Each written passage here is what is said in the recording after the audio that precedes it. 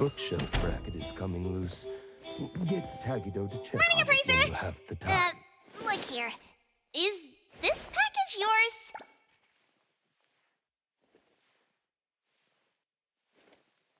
It's not mine. Tagido says it's not his either. Oops! We made fun of Tagido for nothing. Not his, not mine, not Sakiri's, not Adler's. Whose is this? It's taking up a lot of space. Some new, antique? I don't think it's part of Hotori's collection. Huh? Wait, what's going on? About half an hour ago, when I returned to the shop, I saw a courier making a delivery. The package wasn't addressed to any person, just a bone antique shop. I saw that she was in a hurry, so I simply gave my signature for the package. I may have made a mistake. Maybe Kiromaru learned how to shop online? Wait, check this out on Bagel. Oh, what is it? Let me see! Mysterious puppets in hetero. Performance art or terrible omen? Wait, doesn't this look just like the one in our shop? Are they from the same collection? What's going on? Seems that similar puppets appeared overnight in populated areas throughout Hetero. There are 5 of them so far.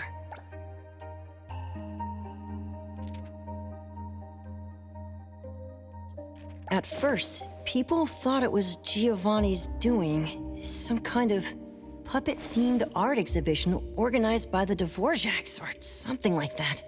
Others thought it was a promotional event for Miss Ellie's puppet project 1,000 Faces, which has been trending. Until someone claimed it was the work of an anomaly that drains life out of humans to make puppets. That's when people started to take it seriously. OP claimed that one of his relatives was a victim, and if the anomaly isn't handled soon, Hetero will become a city of puppets. Is it really that bad? Mm-hmm. Anyway, people are afraid they'll be the next target, and more have been claiming that a certain puppet is someone they know, or even sharing close encounters with the anomaly.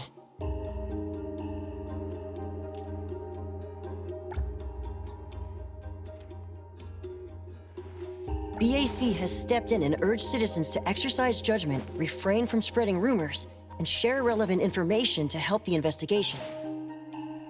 So, the one our shop received is the 6th puppet? Wait, was the puppet still human not long ago?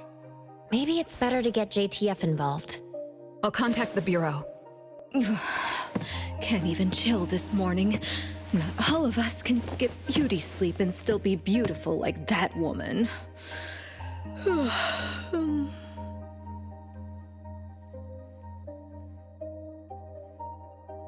My apologies. It's not your fault, it's someone else. Forget it.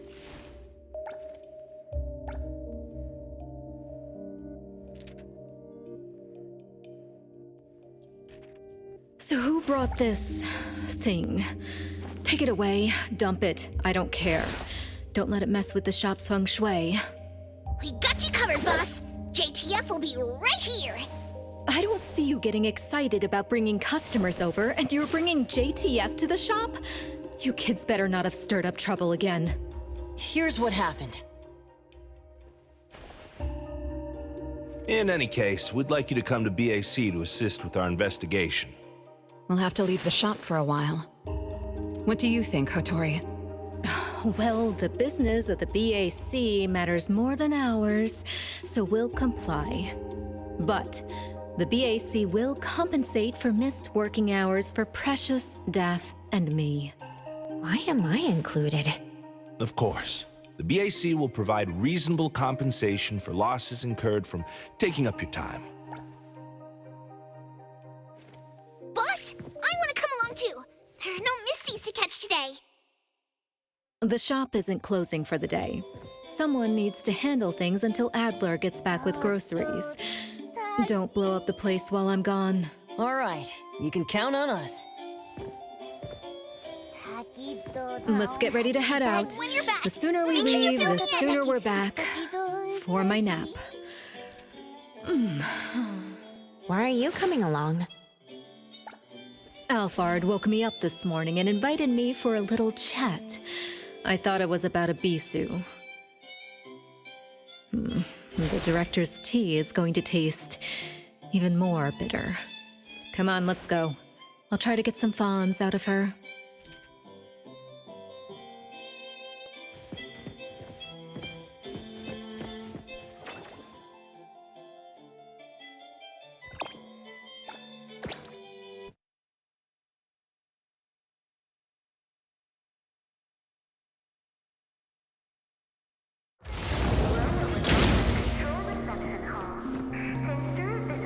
Greetings, everyone from A-Bone. ETD-6 is taking over this case. I'll introduce you to the operation lead in a moment. If Nelly's handling the introductions personally, this must be quite the complicated case. Since there's already online unrest, we decided to assign a team specializing in anomaly crimes and meme anomalies. Anomaly crimes? Those refer to human criminal incidents that involve the exploitation of anomaly characteristics, or espers. So, the Bureau suspects that this isn't the work of anomalies alone. There are more and more divisions in the Enforcement Tactical Division nowadays. The puppet from A-Bone has been transferred to TempCon. Please follow me.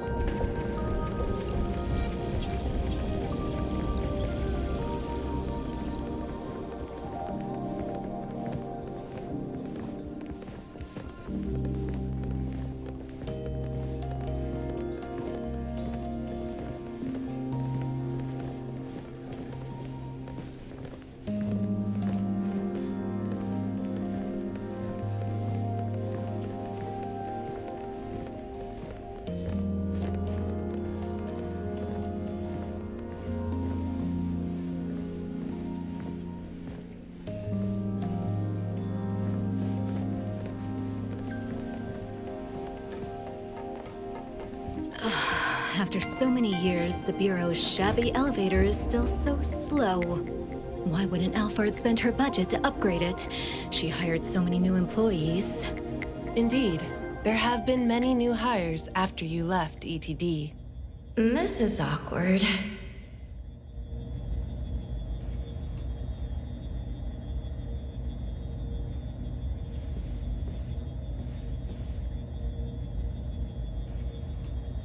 Precious, Daff, see you later. Aren't you coming? I'd love to hang around and meet teams I've never seen before, but my dear Director Alphard needs me for some grown-up discussions. Is it about Ebisu? Should I go with you? Our Precious wants to feel the cool AC and expensive sofa, as well as the endless lectures from the Director. She only asked for me, but I'm sure she wouldn't mind another one, especially one who's such a good kid. You mean I don't have to go with you? Don't worry. The containment level needs your expertise more. Next time there's a chance, I still won't drag you along to suffer. When you're done with your work, just head back. Don't wait for me. I just hope today's parent-teacher conference doesn't set a new record for length.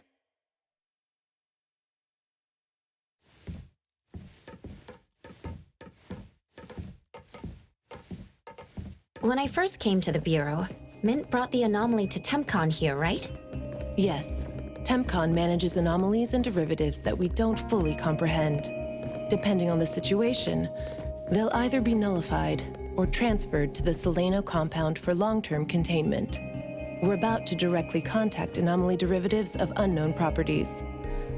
That said, your safety is guaranteed.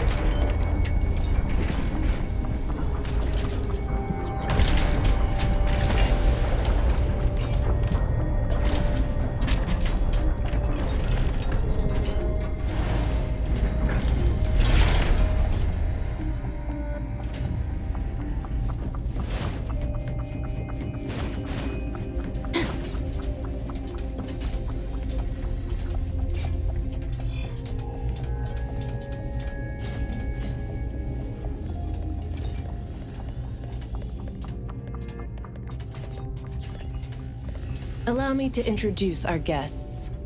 These are anomaly hunters from A-Bone Antique Shop, Daffodil, who witnessed the suspect in the puppetization case, and the appraiser, who has keen perception of anomalies. This is Chaos from ETD6. Hi there.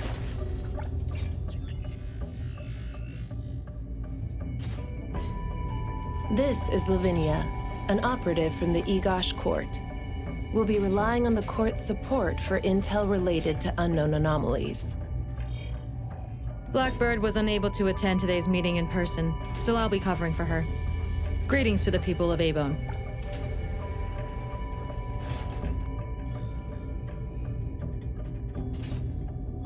Greetings. Now that everyone's here, let's get started. Who received the package? Tell us what happened.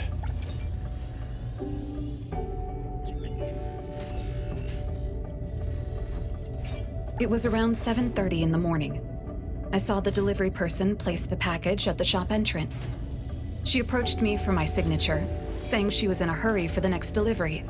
I did not think too much at the time, so I signed and took it into the shop. But looking back now, the whole thing was pretty strange. The package was marked fragile, and the delivery person told me to handle it carefully. But the packaging was flimsy. Do you remember what the delivery person looked like?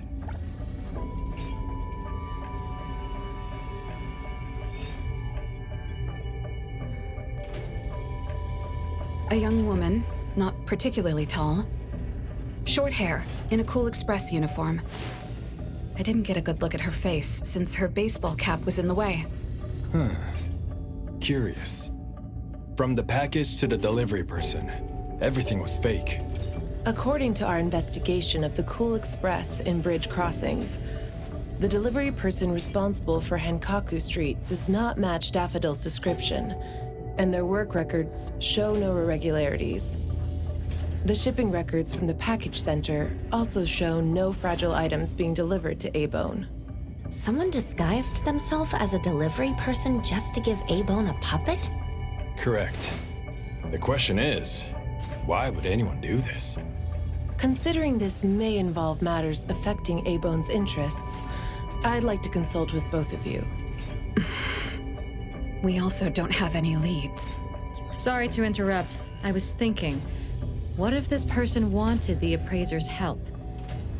A puppet that allegedly was transformed from a human, wouldn't it retain traces of an anomaly?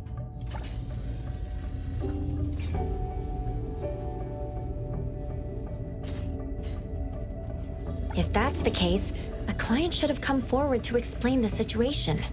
Even without a client, what harm is there in examining a gift at your doorstep? Can I take a look at it? Please, go ahead.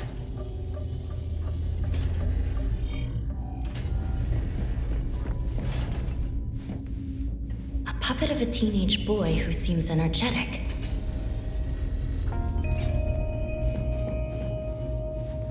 A puppet of a young woman with a gentle expression.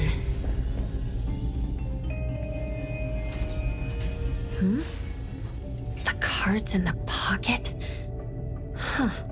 The anomaly's aura seems to be coming from these cards. Bella? The red letters are names. And the number 0? All 6 puppets have a similar aura. It should be from the same anomaly or the same type of anomaly, but it's very faint.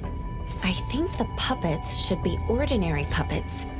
They were simply in proximity to an anomaly. But the black cards in the puppets' clothes... The cards are the derivatives, aren't they? Very likely. So people being attacked and turned into puppets by anomalies is just a rumor. Pretty much what I expected. Who would spread rumors on Bagel to cause panic? Could it be the same person who delivered the puppet to A-Bone? Bingo. You're asking the right questions. My investigation shows that someone hacked a bunch of Bagel accounts and started rumors about people being turned into puppets by anomalies. This is starting to affect the citizens of Hatharo. Take me, for example. I have a neighbor who never misses her daily dog walks, rain or shine, but she's scared of getting caught by the anomaly and began to ask me to run errands. Who's ever out there watching, and laughing at us right now. Feel free to pop champagne. In any case, we can conclude that someone is spreading rumors. But I'm afraid clearing this up won't be easy. We can only explain the truth to the public after we contain or nullify this anomaly. And only then can we completely quell the rumors and eliminate their harmful effects. We have two important leads. First, the puppet was delivered to A-Bone by a fake delivery person. However, neither of you know anything about her, so we'll have to set that aside. At least we're on the right track. The second lead is that the anomaly can write. In my experience, this is quite rare. I wonder if the Egosh court has any records of such anomalies? Could you help us interpret it? Unfortunately, we haven't found any matching anomalies in accessible records.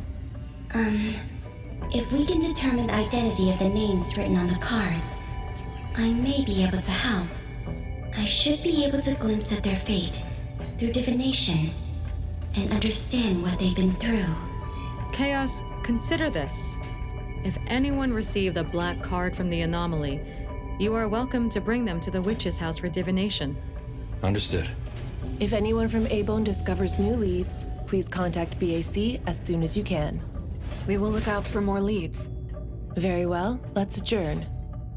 Thank you very much for your assistance. Who could it be? If only I paid more attention to the delivery person. Daffodil, you couldn't have expected this to happen. A-Bone's safety is my responsibility.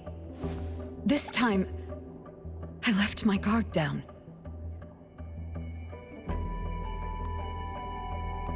Still, it's good to know that no one was actually turned into a puppet.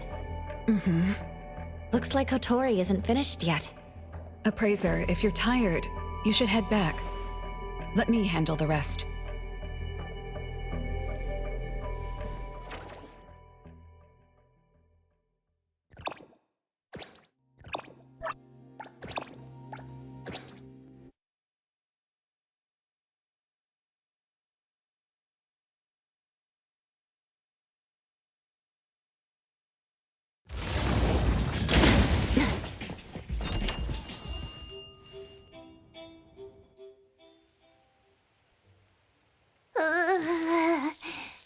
Nanally?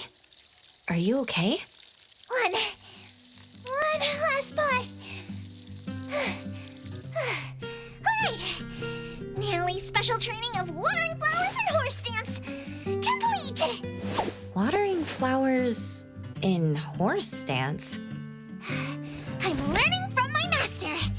Integrate every bit of training into daily life, using the weight of the watering can to increase the training intensity.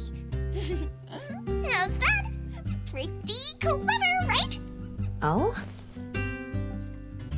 I water flowers like a normal person. Exactly. To master, this is just normal. My training isn't good enough yet. That's why I keep wobbling around. Just you wait and see how much I improve, master! Of course. Thanks to Daffodil and Nanally, the flowers and plants are looking better. I'll take care of pruning from here. Alright. Delicate work like that really is best left to the old man. Oh, by the way, how did that thing from yesterday turn out? Any updates? We couldn't get anything out of Cool Express. The manager even said that they're going to avoid hiring temps for a while. There goes one of my reliable side gigs. The Colucci's funds are running low. Oh, why do you think they're sending puppets to our place in A-Bone? Could it be the anomaly is challenging the Colucci's? Was the puppet sent to deliver some kind of message? What message could that be? Like a coded message in Sin City Chronicles. This is some kind of hint. The hint is something that I, Beiji Daime, should definitely be able to figure out. If that's the case, shouldn't the recipient be you? Oh, you're right. Why does it only say A-Bone? Could it be that I, Nanally Colucci, am not famous enough? Giovanni says A-Bone, then who exactly is this hint for? Or could it be meant for all of us? We have a guest. Hello? Is this A-Bone? Are you anomaly hunters? Welcome to A-Bone. You must be here for an anomaly commission. Yes. What do I need to do? Do I sign a contract? Do I have to sign up for something?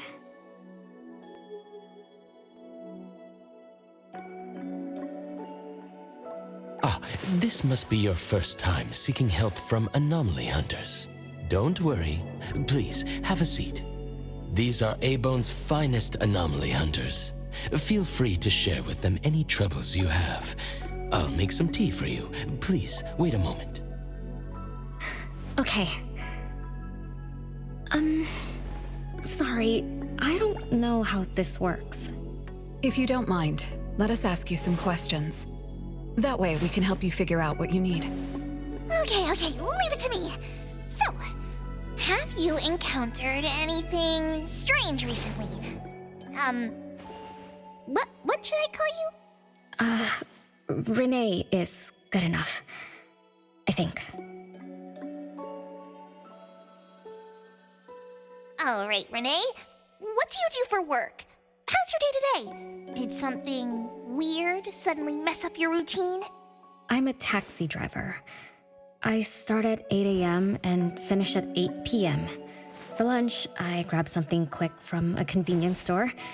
After work, I go to Food First for a set meal.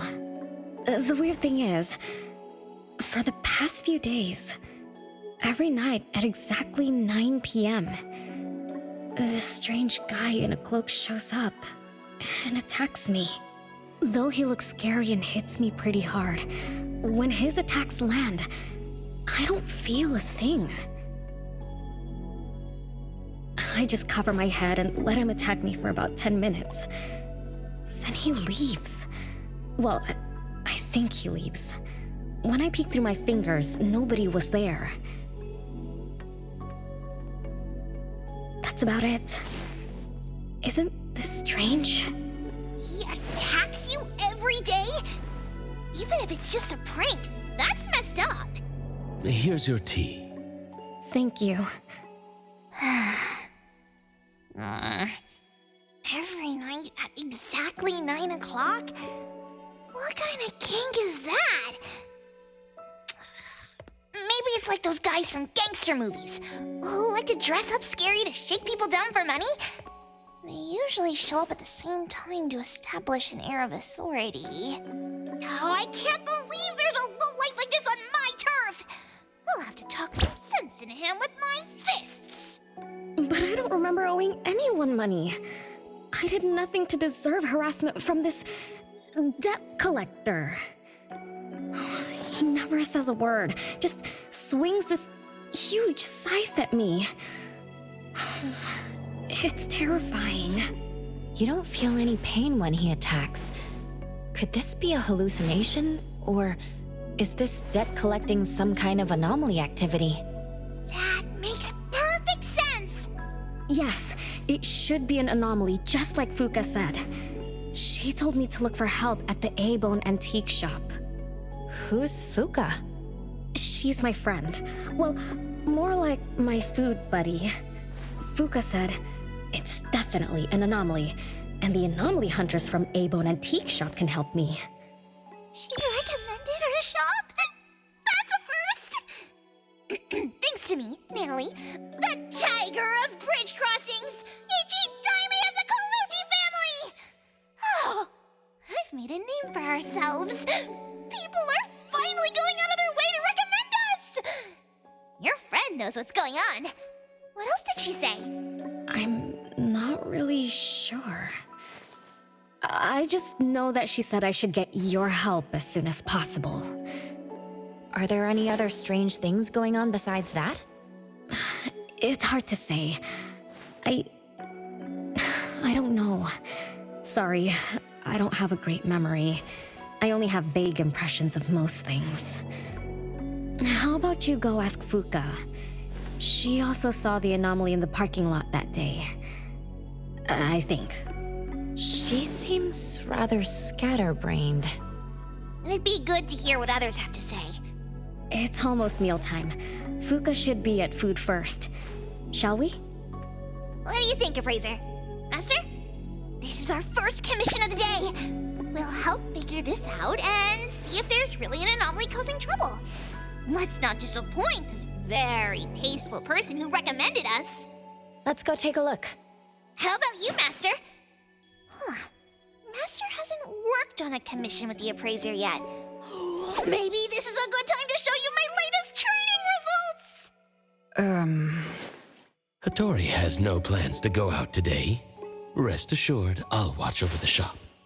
Very well. Let's head out. Let's go. It's been a while since I had food first. Oh, I'm craving for their hamburger steaks. Hey, old man, we won't be back for dinner tonight. Take care.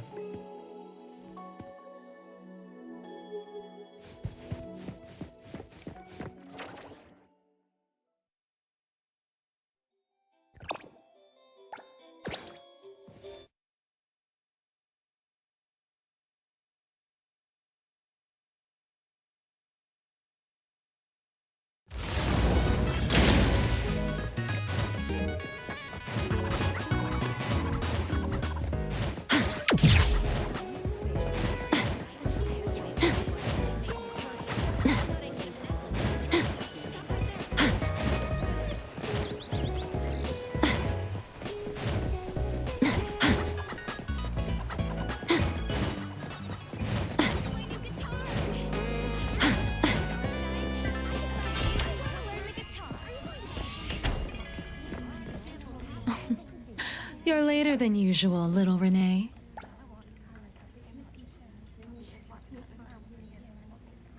Sorry for keeping you waiting. I'm sorry. I had something to do. No need to apologize. Your matters are more important. Are you anomaly hunters from Abone? That's right! The A-Bone detectives are back in action! I am Nanally Colucci, H.E. Daime of the Coluccis from Bridge Crossings! This one is the core of our family, the Appraiser! And this here is... It's been a while, Daffodil. Well, you already know Master? Your master helped our family solve quite a few troubles in the past. Mother still can't stop talking about Daffodil's moves. Oh, no wonder you recommended us to Renee. Master's commissions always get perfect reviews. Sorry, I don't quite remember. It was probably back when the shop first opened, right? After all, we have monopoly on all anomaly commissions now. Fuka, we'd like to ask about the strange thing happening to Renee. Can you tell us about it? Of course. Let's sit down and talk.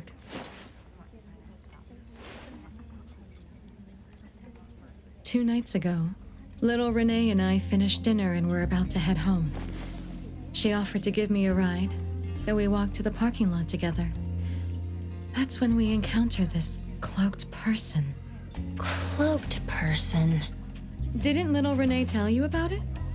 The anomaly she saw was a strange figure that looked like someone wearing a cloak. Oh, did I really say that?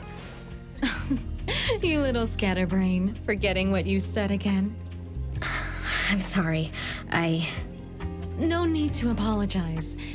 But to be honest, I don't know what this so-called cloaked person actually looks like. You don't know? Weren't you there? I was.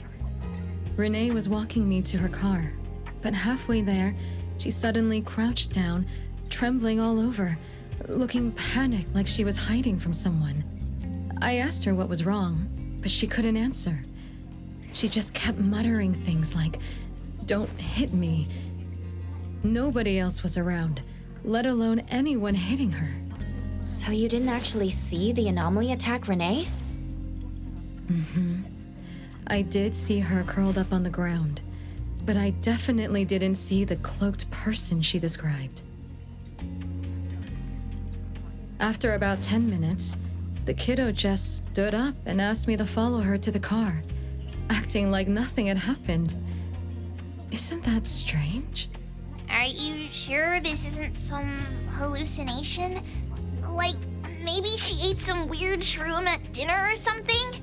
I thought she was hallucinating at first, but on the way home, she told me that this weird thing happens every night at 9 p.m. It didn't sound like she was lying. Not a hallucination. Only she can see it. Harasses her every night at the same time.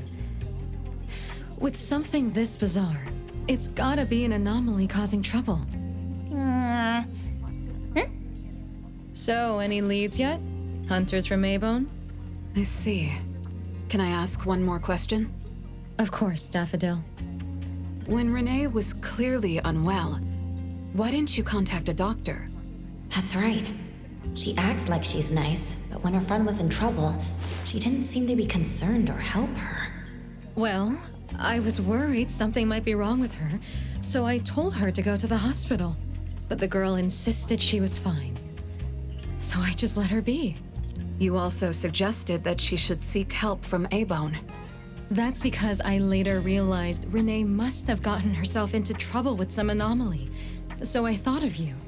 Wouldn't it be better if you experts helped her, instead of having an amateur like me mess around? Daffodil, you may be thorough, but you always get obsessed with details. Same old habits. I'm the one who told Fuka that I was okay. Really, I'm fine. It didn't hurt at all. It's just that the anomaly was scary. Thanks to Fuka for explaining everything that happened. I'm not so good at that. I feel like I don't really know what's going on.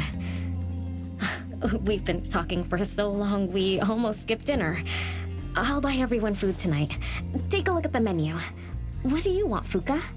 Same as usual. Spicy chicken cutlet curry rice. I'll have the same. I don't know about the other stuff at this place, but I like the spicy chicken rice, since it doesn't have those gross green peas. What about you, Nanally and Appraiser? Go ahead and order something you like. We'll gladly take the offer.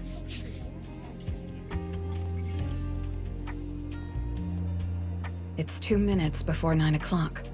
According to Renee, the anomaly will appear in the parking lot right on time. I wonder if we'll get to see that cloaked person show up to collect debts. From what Fuka said, not everyone can see it, right? Or maybe ordinary people can't see it? It might not be a weirdo in a cloak either. After all, she's a bit scatterbrained. She could have gotten it wrong. There are many anomaly hunters here to protect you today. No need to be afraid. Thank you. You always take care of me. Then I'll walk ahead. He'll show up soon.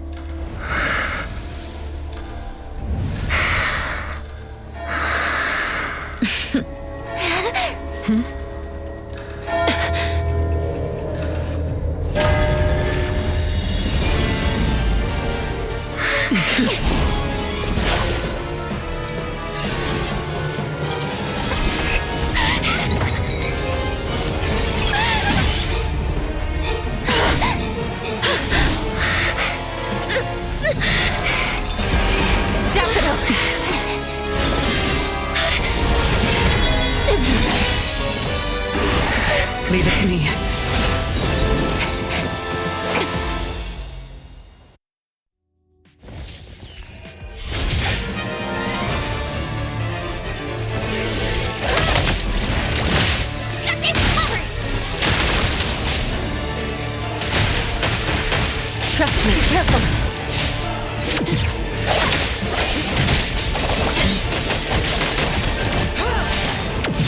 will see.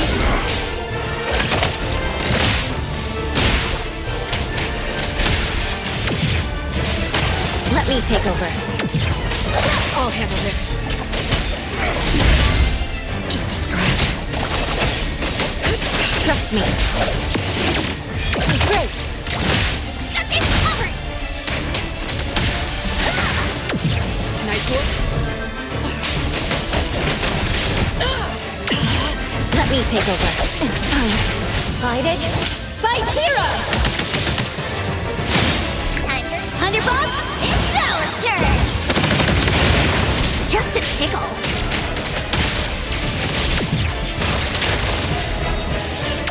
Nice.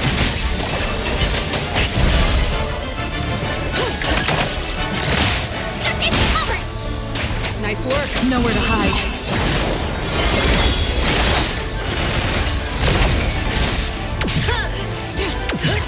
Let me take over.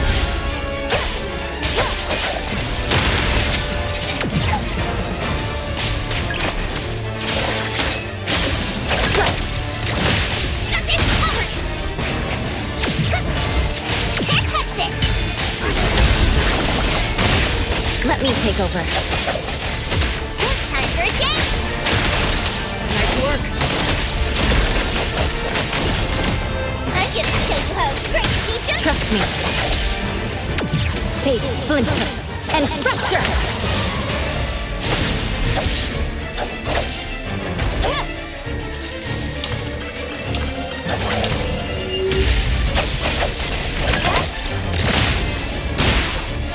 Take that! The city's mine! Think you can challenge me? Nice work. Let me take over.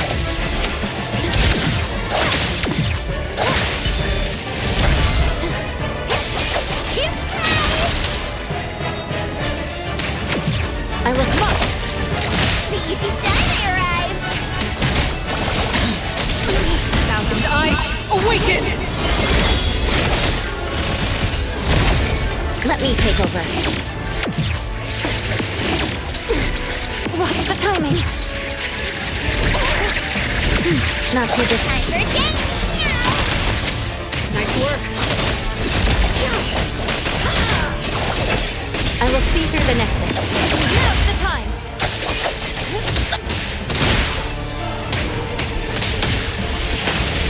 Let me take it. Decided. Fight Hero! I'll handle this. You don't know how to... I will see through the nexus. My mistake. Hero! Thunderbolt! It's our turn!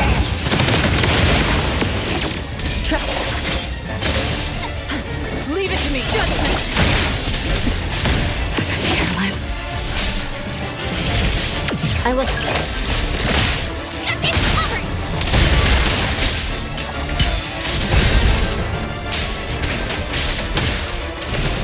Trust me.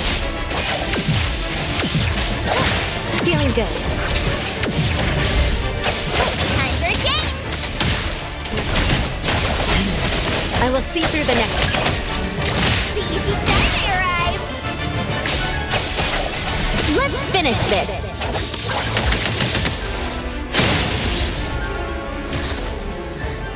How did it get away? I'm telling you, I'm getting rusty! Ugh. Stay away. Stay away from me! Are you okay? Don't worry, I drove away that debt collector. Everything's okay now. Did the anomaly drop that thing on the floor? Renee. And a series of numbers on the back. Minus 20088. The numbers are different. It's the same type of card the Bureau is looking into. Let me contact Chaos. We meet again. From what I know, you received a commission from Renee to investigate this debt collector anomaly, which attacks her every night at the same time. You fought, then the anomaly left behind the same cards from the baptization case. So you encountered the same anomaly I'm after. Could someone have schemed all these encounters just to involve you?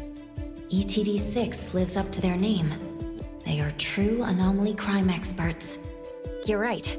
This doesn't seem to be a coincidence.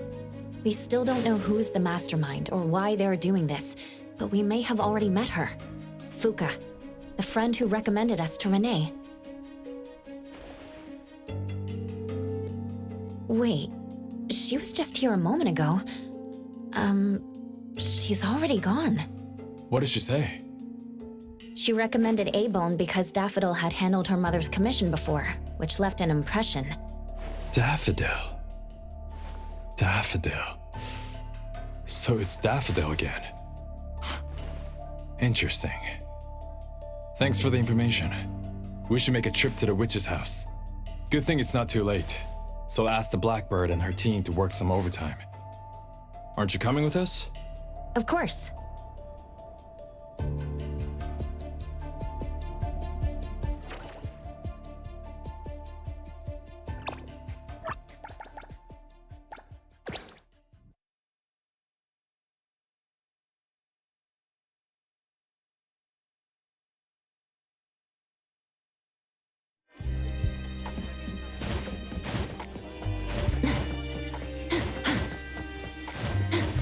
The wind's just right.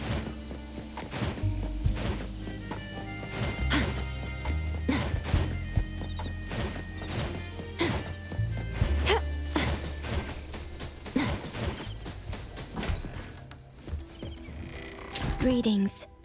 Welcome to the witch's house.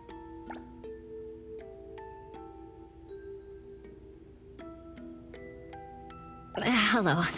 Sorry for disturbing you this late. Good evening. This young lady was attacked by the puppetization anomaly tonight. Huh? Wait, what anomaly?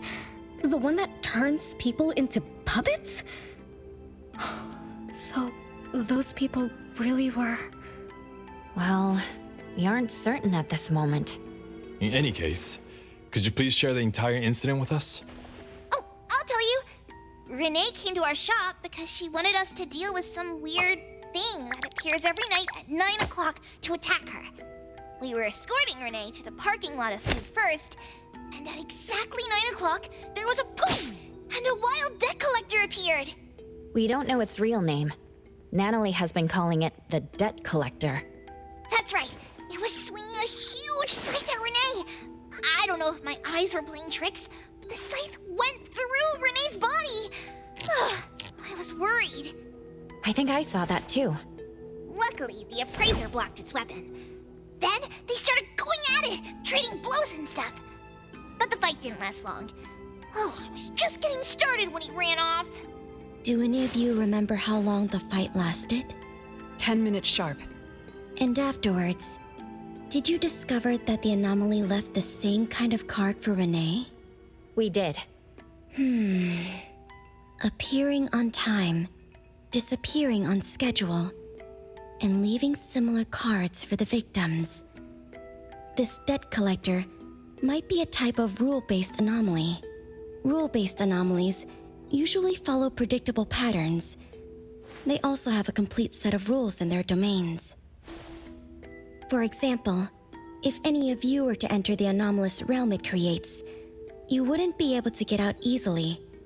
Instead, you'd have to follow its rules. Some rule-based anomalies symbolize rules themselves. You can think of them as the manifestation of rules. Others have some kind of goal. In such cases, nullification is extremely difficult, and conventional containment methods have proved ineffective. No wonder it got away. Is Abisu's security anomaly also a rule-based one? Nantani is its name, right? It is.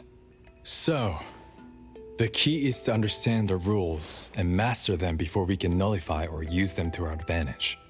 And someone beat us to it. Figured out the debt collector's rules, set up the whole thing. The next questions are, why target Renee? And what do the numbers on Renee's card mean? Why is the message left for Renee different from the others? Another annoying puzzle. If only Nietzsche were here. I could do a divination for Renee. Maybe we can find something. That's a surprise. I've never had a divination before. Is there anything I need to do? Just relax and close your eyes now.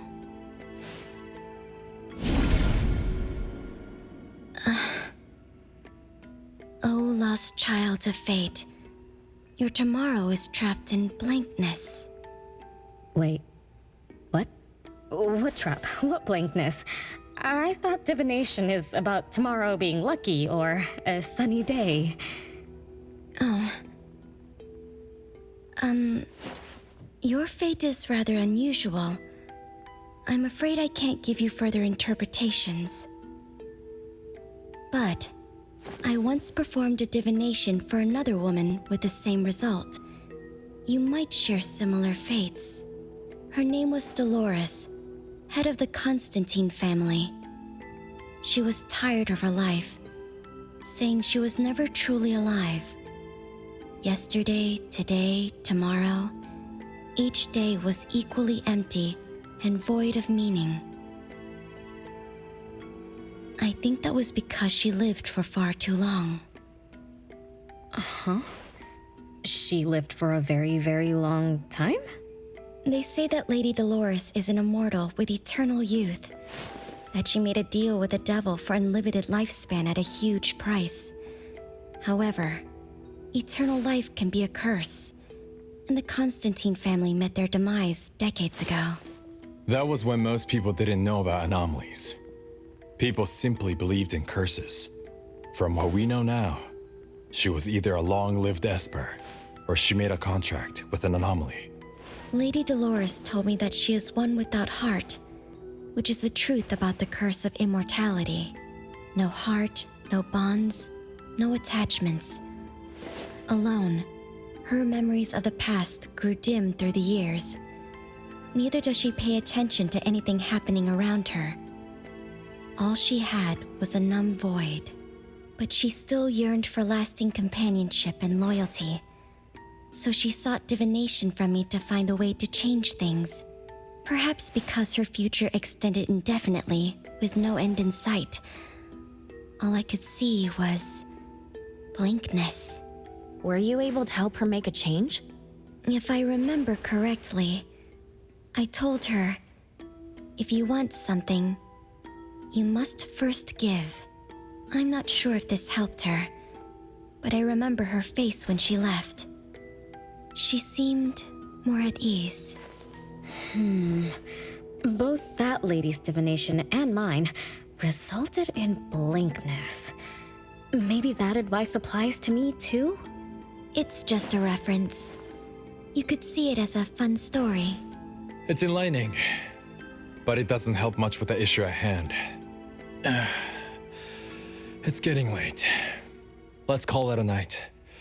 Thanks for all your help. Miss, let me escort you home. Okay. Thank you, Chaos. Blackbird, thank you for your time. We'll head back now.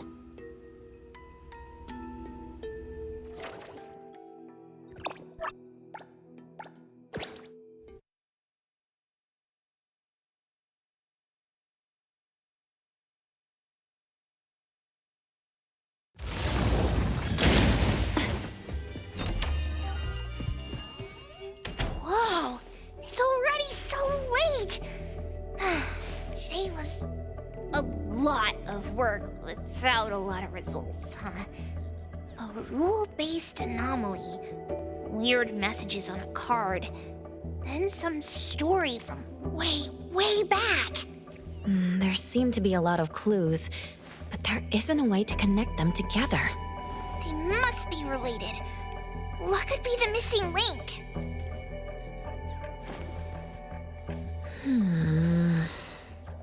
Let's call it a night. It's getting late. You two should get some rest. Oh, man. After running around so much today, getting home, relaxing for a bit, and now that Master mentions it, sleepiness just hits you like a truck. Good night, Master. Good night, Appraiser. Good night, everyone. I apologize, but bedtime is going to have to wait. Is there an emergency? The debt collector left me another message. I found this in Renee's mailbox. Isn't this the card from last night? An anomaly is back again? Appraiser, take a look at this. Renee's name and an address? It looks like an ordinary card. Did someone try to copy the card's style?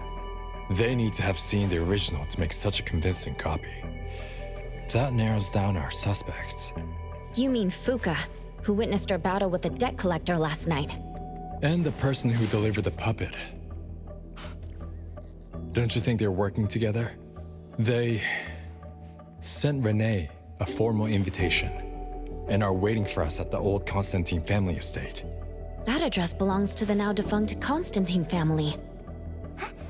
Renee, are you somehow connected to the Constantine family? I knew last night's story was different. I don't know. I don't remember. I'm just a taxi driver who's always been alone. How could I be connected to some strange family? Oh, I'm sorry. I'm not helping. All right. We just have to find someone who has an answer. Let's go. Wait, don't go yet. This is Ebon's commission. Daffodil must come along. Others can join us too. I don't have stupid rules about not getting others involved. Master, the appraiser, and Nanally Colucci. The mystery of the debt collector is about to be revealed! Hi.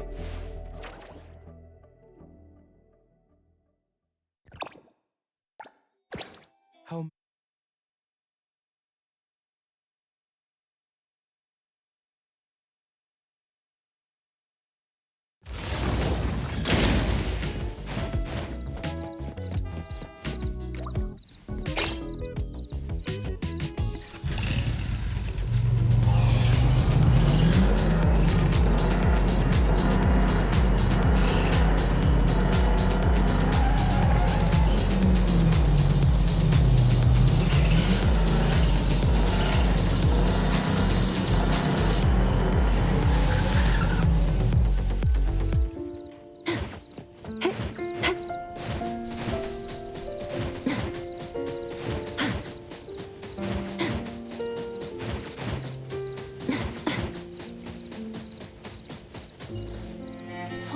There's nothing here except for some skinny cricket tree.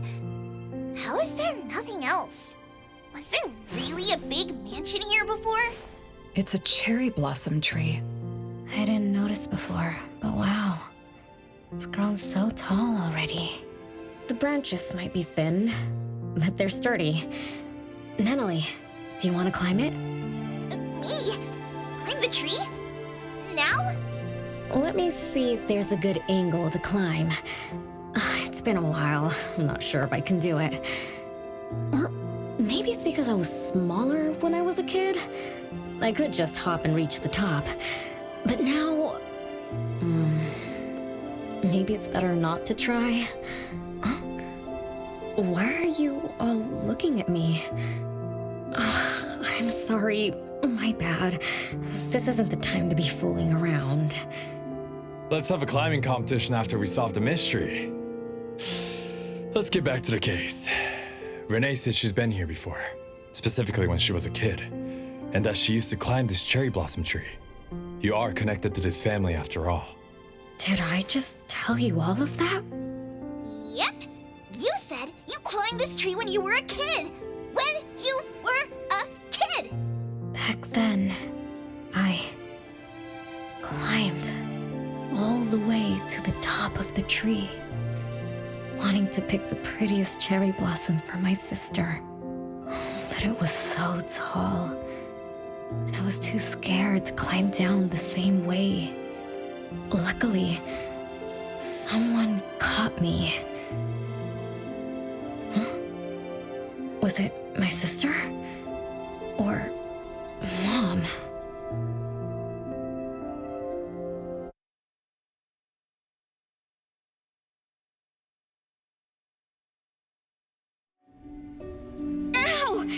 That hurts!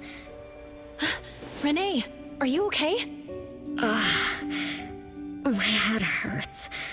But my limbs are where they should be. What about you, Appraiser? I'm okay too. Where are we? What just happened? I'm not sure, but it looks like we're in an anomalous realm. You remembered climbing the cherry blossom tree as a child, then we got pulled in. Nanally and the others aren't here. We might be separated. This is my fault. I'm so sorry. I had no idea this would happen. No worries, it's not your fault. Besides, we hunters are used to being pulled into anomalous realms. The real question is, how did we end up here? What a grand entrance. This must be some wealthy family's mansion. Such as the residence of Lady Dolores, head of the Constantine family.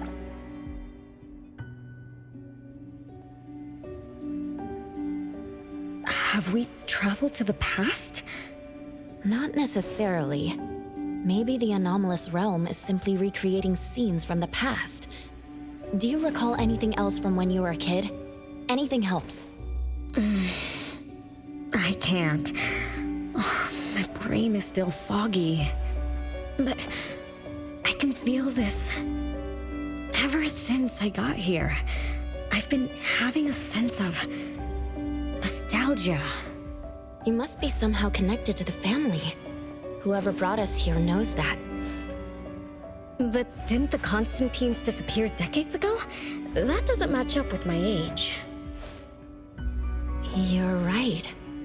What you just remembered was from when you were little. If you can remember more, maybe we can get closer to the truth. I'll do my best. But how do I do that? Let's look around. Maybe we can find the key to your memories.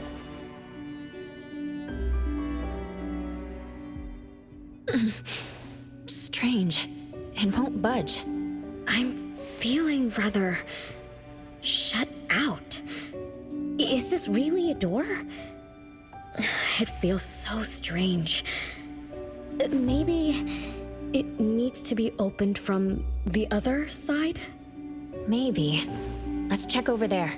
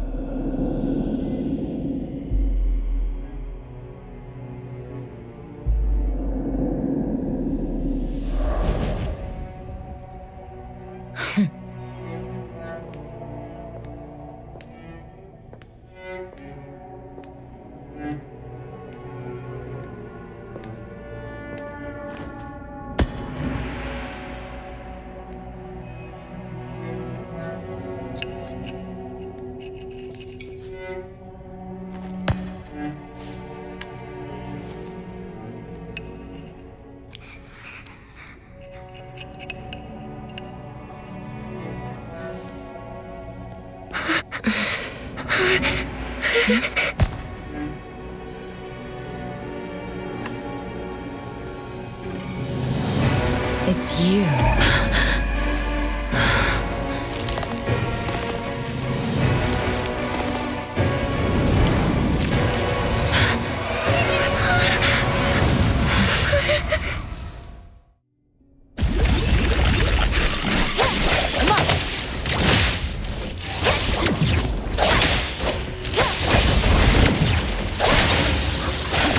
Not too difficult.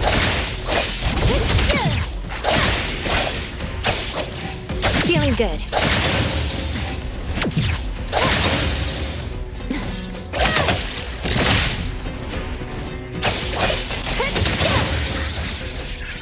What was that just now?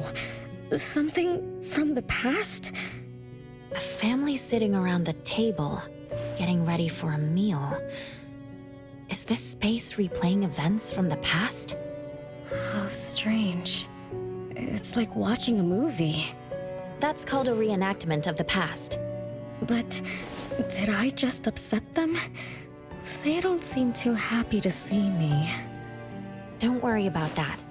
Anything can happen in an anomalous realm. In fact, hostile anomalies are rather common. Do you have memories of what we just saw? It somehow feels familiar, especially with the person who lit the candle. But, I'm not sure. That lady. If she's from the memory, how could she make eye contact with us, who are in the present? Am I just overthinking? 1 o'clock? It's 1 o'clock already? Bell chimes? When the debt collector appeared, it also sounded like this. Could this be related to the rules it follows?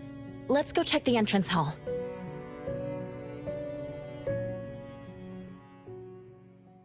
Oh, impressive! Classy! Great taste. That's how big families do it. If only the base of the Kalujis were as fancy as this. Well, we could definitely do without the curse. Do you think Renee and the appraiser already went ahead of us? Let's go in to investigate. It's best if we regroup as soon as possible. Whoa! This door is so ancient! It's not going to fall apart if I push it, right?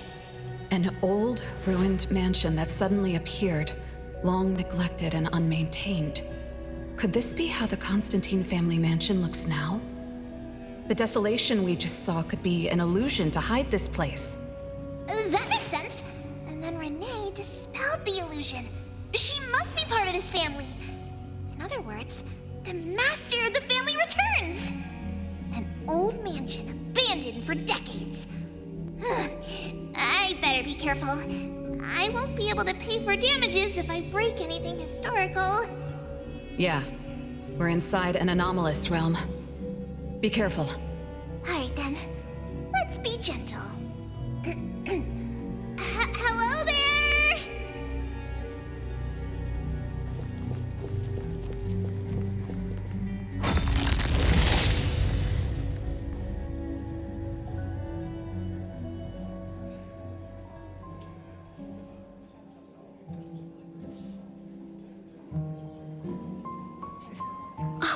It's that lady from before. Excuse me. Sorry. Wait a minute. Were you talking to me? She just walked away without responding. I'm so confused. We can talk to people from the past? It's like an interactive movie.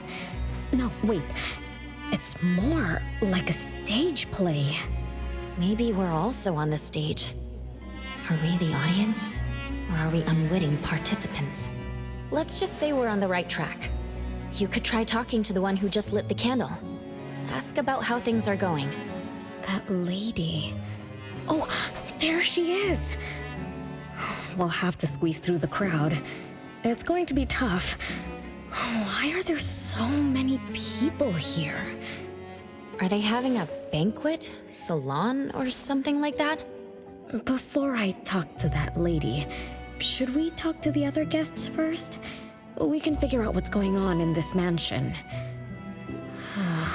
That's a lot of people, though. When I drive a taxi, I don't need to speak to more than 2 or 3 passengers. No need to push yourself. Want me to handle this instead? Appraiser, you've done a lot for me. I have to step up. Besides, this is the first time I want to figure things out.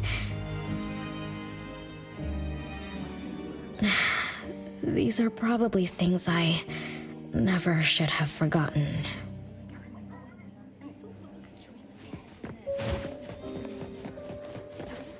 I might not have another chance like this. I better make the most of this. We need to seize this last chance to butter up the lady. Maybe she might even invite you as a guest in the future. Oh, don't even think about it. Look at all these people. Everyone is trying hard to impress her.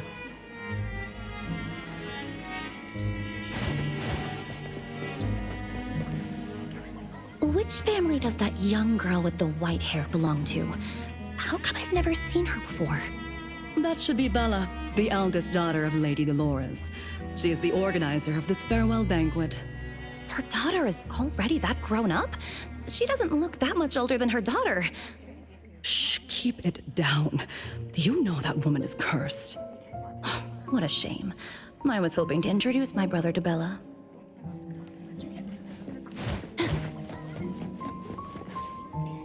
The salon has been running just fine. Why is it getting cancelled? Apparently, the lady wants to focus on family affairs, so she's withdrawing from the social circles of the nobility.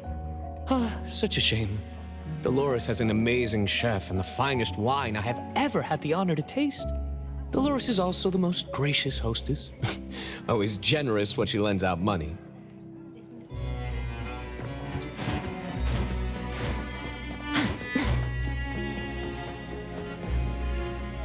That woman is finally stepping down from the stage.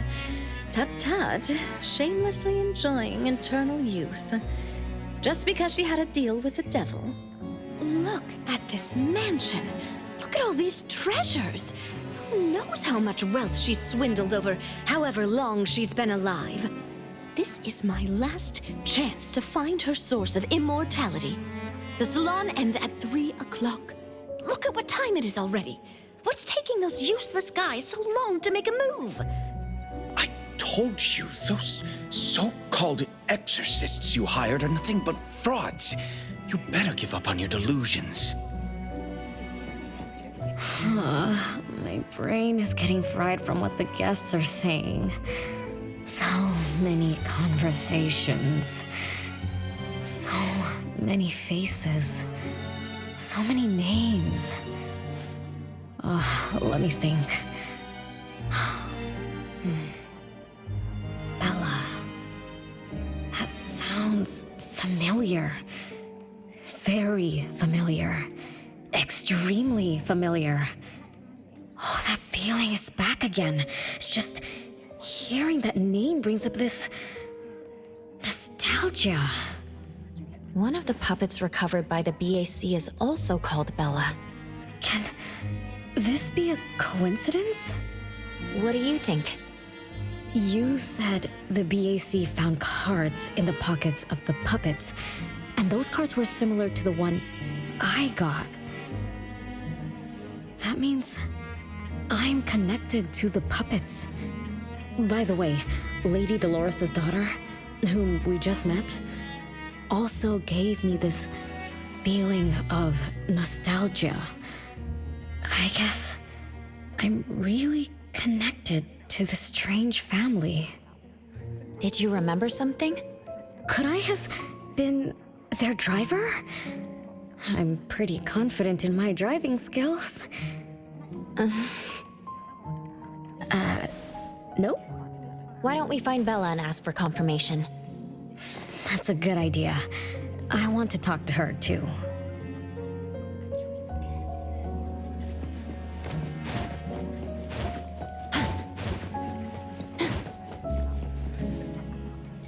Renee, this isn't a place for kids. Huh? Bella? You know me?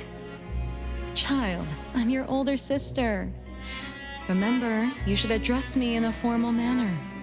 I can't believe I have to tell you this. Mother has indeed spoiled you.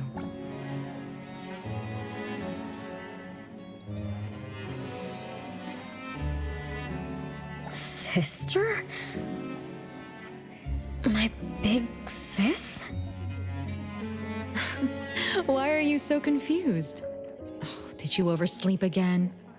Mother warned us not to interrupt her salon, but you just had to go see what's going on. Like the time you hid in that cabinet to peek through. You ended up very disappointed, remember? You said adult social gatherings were boring, so you dozed off. You fell asleep in that cramped cabinet. When you woke up, you were so groggy that you forgot where you were and what you were doing. And then you woke up, but someone had shut the cabinet door, leaving you in a dark, cramped space. You snapped and started to cry. Desperate to escape, you threw yourself against the cabinet door. That day, every guest witnessed the extraordinary commotion you caused. You completely ruined Mother's salon. I didn't mean to, big sis. Is that so? Do you really think I'm your sister? Huh? Big sis? But aren't you? No, Renee. I'm just a shadow bound to this place, destined to meet you. Though you might have forgotten or abandoned us. We've been waiting for you all this time. We've been waiting to relive these moments with you. So, I really am part of the Constantine family? I'm her daughter? Looks like that poor brain of yours still remembers something. If you didn't even know your own mother, how sad would it be for those who love you? Where are they? Mom and the others. Are they still home? My dear sister, this is the Constantine mansion trapped in the past. Everything that happened here, everything about us, reenacts over and over again at this place. Come on, Renee. To return to the past, you must reclaim the choices of your past, including all your mistakes. If you're not Renee's older sister, then who are you? Shouldn't you ask her why I appear as Bella? The answer has always been in her heart. I don't understand. Wait, sister! It's all right if you don't understand now. I've been waiting for you for so long. I don't mind waiting a little longer. Bella. I think I'm starting to remember. She was the sister who caught me when I fell from the tree. She's been here all along, waiting for me to come home. And why is the puppet also called Bella? I don't think the Bella we met is a real person. Remember how this is an anomalous realm? So she's my sister from the past. Though, I don't understand everything she said. That's what she meant, right?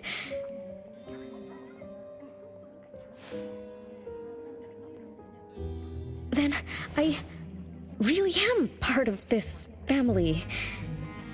Didn't this family disappear over 50 years ago? How could I... How about we ask Lady Dolores? My mom?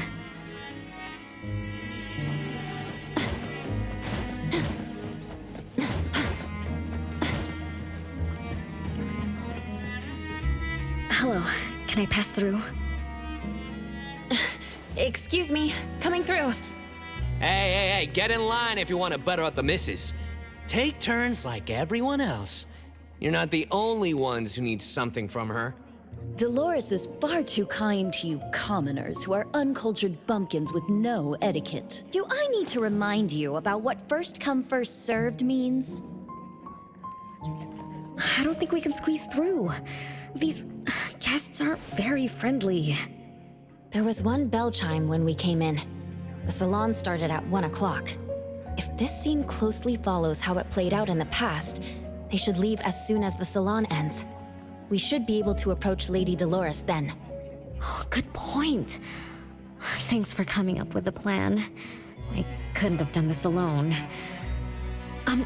When does the salon end again? It should end at 3 o'clock.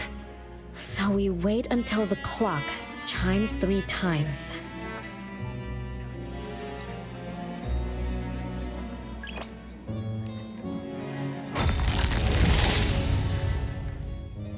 Nice work.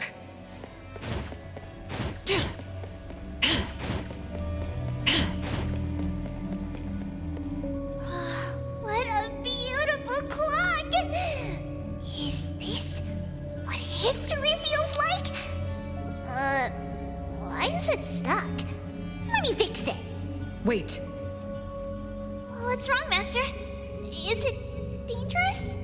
It's best to remain vigilant in anomalous realms, especially with clocks. Oh, right. That debt collector anomaly is also related to clocks. Blackbird once mentioned that rule-based anomalies follow established patterns strictly. It would be a good idea for us to pay close attention to time.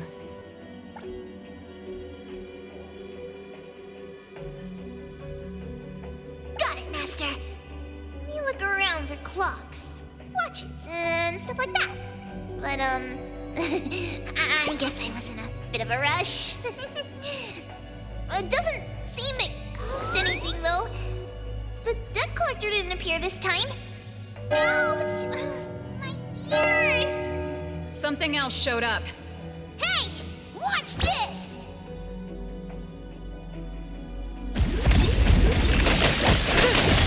No mercy! Nice work! I get to show you how a great teacher makes a... Nice work! Your moves are sloppy.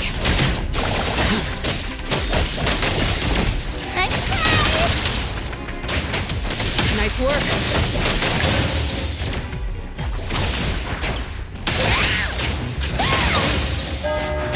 It's 3 o'clock now.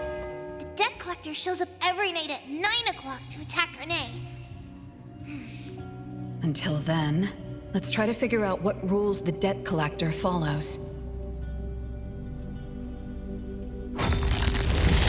Oh, it's 3 o'clock already. As you expected, all of Lady Dolores' guests have left. Whew, I'm going to see Lady Dolores now. Take it easy. Don't be so nervous. I'm here with you. Okay, deep breaths. Deep breaths.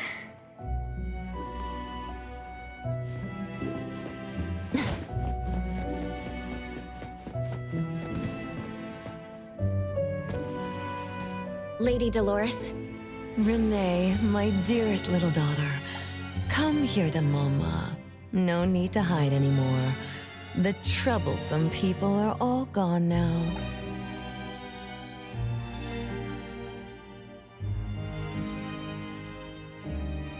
Mom? Are you angry with me? I was too naughty. I hope I didn't interrupt your salon. Angry? How could I be? I just didn't want you to see those people too early. To witness the greed, foolishness, and ugliness of those who long for so-called immortality. Are you talking about the people who were just around you? My little petal, they must have frightened you. I promise nothing like this will ever happen again. This pathetic charade will soon be over. Mom, you've always hated the salons? Feelings of love or hate didn't matter at first.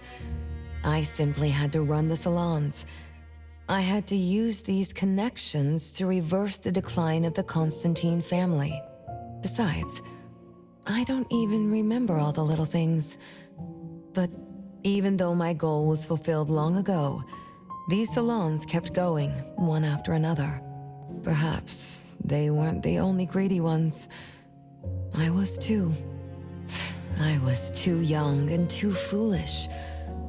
I mistakenly thought gathering them under this roof could bring me some comfort. However, they were nothing but a bunch who envied the family's reputation, coveted the wealth in this mansion, and lusted for so-called eternity. After a while, I came to see them as nothing more than greedy beasts, scrambling for scraps and pandering jesters making fools of themselves. I guess they sufficed as entertainment. I don't get it. It's okay if you don't understand. Mother promises that you, my little petal, will never need to understand this. These troubles will never bother you again. Mom, are you not hosting salons anymore? Whatever I sought in those salons was a mistake from the start. I must correct this mistake. And the catalyst for that change is you, my dear. My little petal. Family is what matters most. You are the most precious gift in my life, as well as the very source of meaning in my stagnant existence. Whatever time we have left, we must treasure every moment together. From now on, as long as I'm with you, as long as our family lives together in harmony, a moment of happiness with family is worth more than an eternity in solitude, even if it's just for a brief moment. Mom, wait! Little Renee, what would you choose between an eternity in solitude or a moment of happiness? Big Sis! You appeared out of nowhere. That was spooky. Oh, wait. What did Mom mean? And the rumors about the family. Is Mom cursed with eternal life? But how can eternal life be a curse? Isn't it great to live forever? So that's your answer. Well, having something is better than having nothing, and having more is better than having less. Right? Like, if you have endless time, couldn't you do as many things as you wanted? If I had eternal life, I wouldn't know what I wanted. And I wouldn't know what I could do. I wouldn't even remember what I've ever done. This is my life right now. All this time. What have I been living for? Days with nothing to do. With no meaning. And with no end in sight. So that's why it's a curse. Poor Petal. It seems that even after forgetting us, you still haven't found what you desired.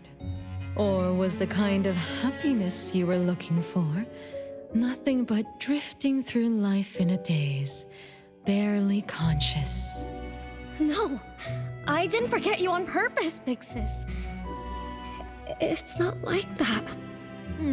Little one, you self-contradict and don't act as you say.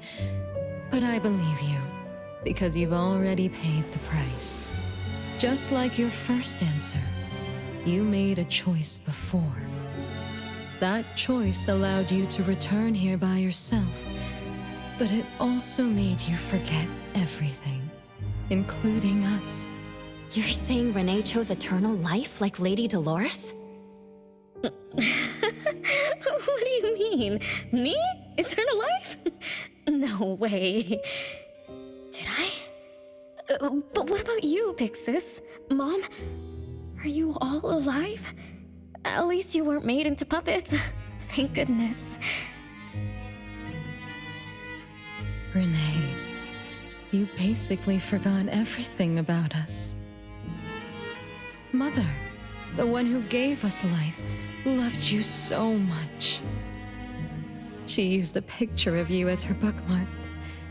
When she read before bedtime, her gaze would always drift toward your smiling face.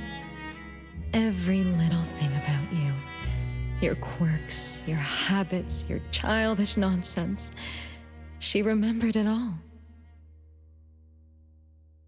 You were the only one she had in her eyes and in her heart, as if the rest of us didn't even exist. And we are the same way too. Mother, Elliot, Teresa, everyone is waiting for you. Won't you come see them? Mom and the other siblings? Everyone's waiting for me? The cherry tree Mother planted in the courtyard is bathing in sunlight and in full bloom. time has come to a standstill, and moments of happiness blaze over and over again.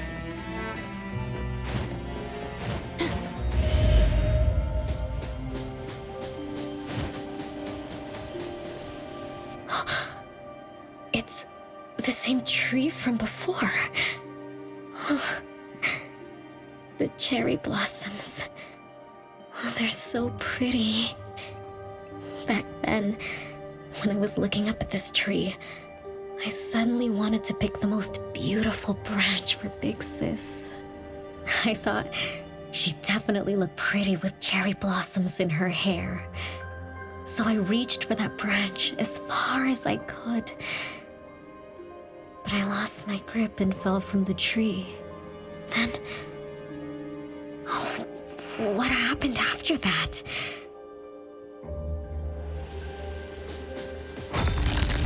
This is the crooked tree we saw when we first got here. The flowers have withered. Just like the fate of the Dolores family.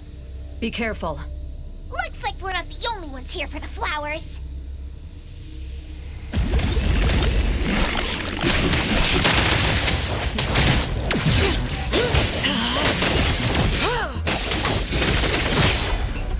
I'm gonna show you how a great teacher makes... Nice work. You don't know how to keep up. I'm gonna show you... Nice thought coming. I'm gonna show you how a great teacher makes a great student!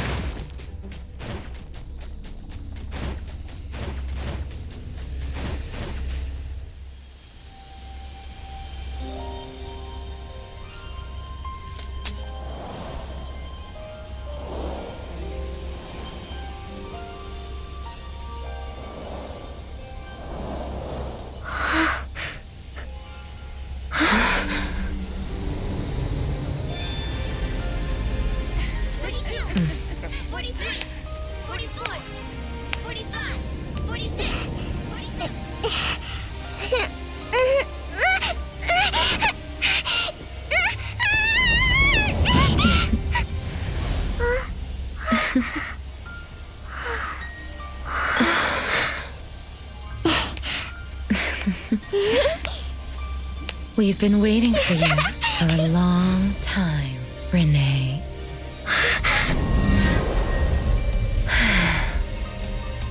Do you remember the reason we were born and the purpose we must serve?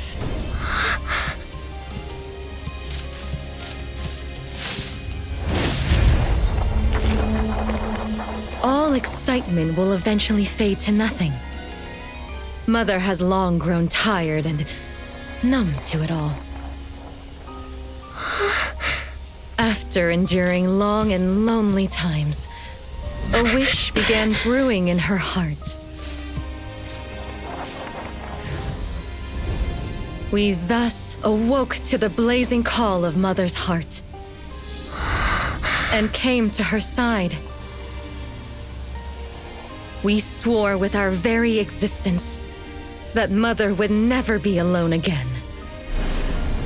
Surrounded by her children, Mother found the companionship and happiness she had longed for. But she didn't stop. She kept yearning for more. Because we weren't able to satisfy Mother's deepest wishes in her heart. However, our mother's wish was never fulfilled, and that day will never come. The last child to wake up, the most beloved of all, brought nothing to Mother and this family but curses, betrayal, and destruction. And now, she's back.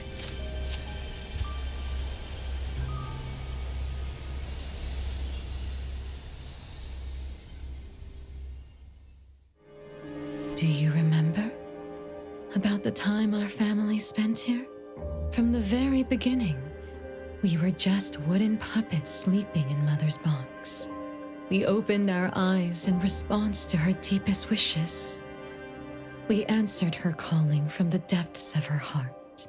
Teresa, Elliot, Yvette. One by one, the children woke up and gave everything they got to put a smile on Mother's face. Those names are the same as the puppets found by the Bureau. This was Mother's miracle. She gave life to the wooden bodies of her puppet children. All of us shared Mother's gift of eternity. In return, we brought her laughter and companionship. The happy times seemed to last forever, but Mother still felt lonely. She was still yearning for more. As long as Mother's wish remained unfulfilled, more children would continue to come to her side. And you, little Renee, are the last child to receive her favor, and the one she treasures most. So, we used to be puppets, and I woke up because of Mom's magic. That must be the Esper ability of Lady Dolores. Our existence, our calling, and our purpose. Everything was dedicated to Mother. Thank you for helping me remember all of this, Big Sis. Unfortunately, you abandoned all of our duties. You betrayed us and committed an unforgivable sin. Sin? I don't get it. You forgot your family. You even forgot the sins you committed. But that's okay. I'll make you remember everything. That's exactly why I am here. The sin is recorded on Mother's registry in the study. Won't you go see for yourself? You could give us a better explanation. Everything started because of you. My ignorant little sister. Oh, wait a minute. Don't leave me, sis!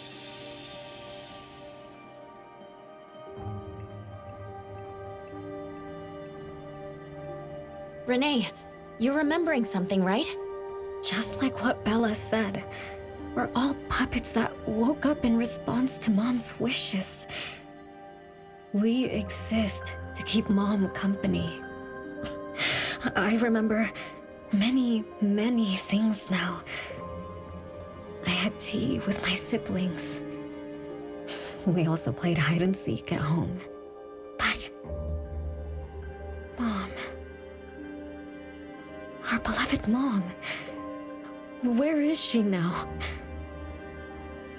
Why am I the only one alive by myself? Where did they all go? We'll have to check the study.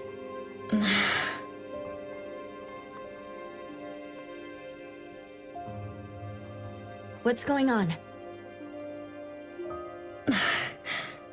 I have no memory of that place, but I feel scared. There is something in the study.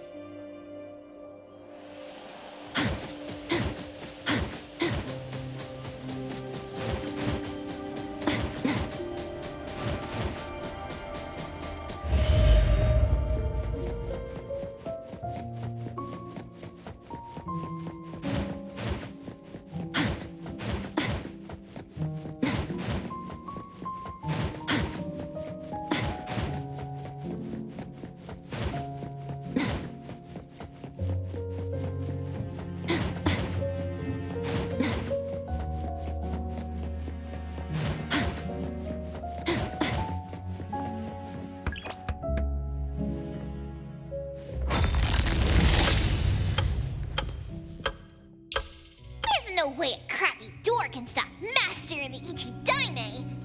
This is the only locked room in the whole place! I smell secrets! Do not let your guard down. Be careful. Yes, Master!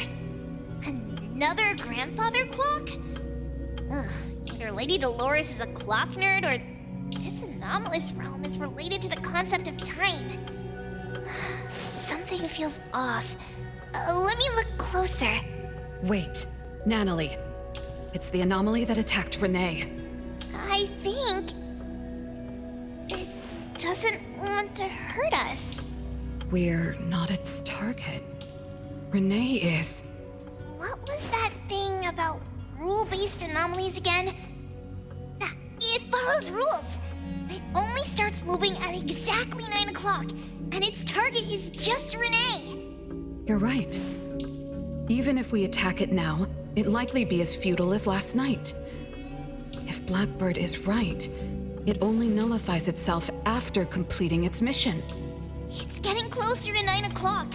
We need to find Renee as fast as we can. I don't know where everyone else is. I hope she's not alone. Let's search the area first.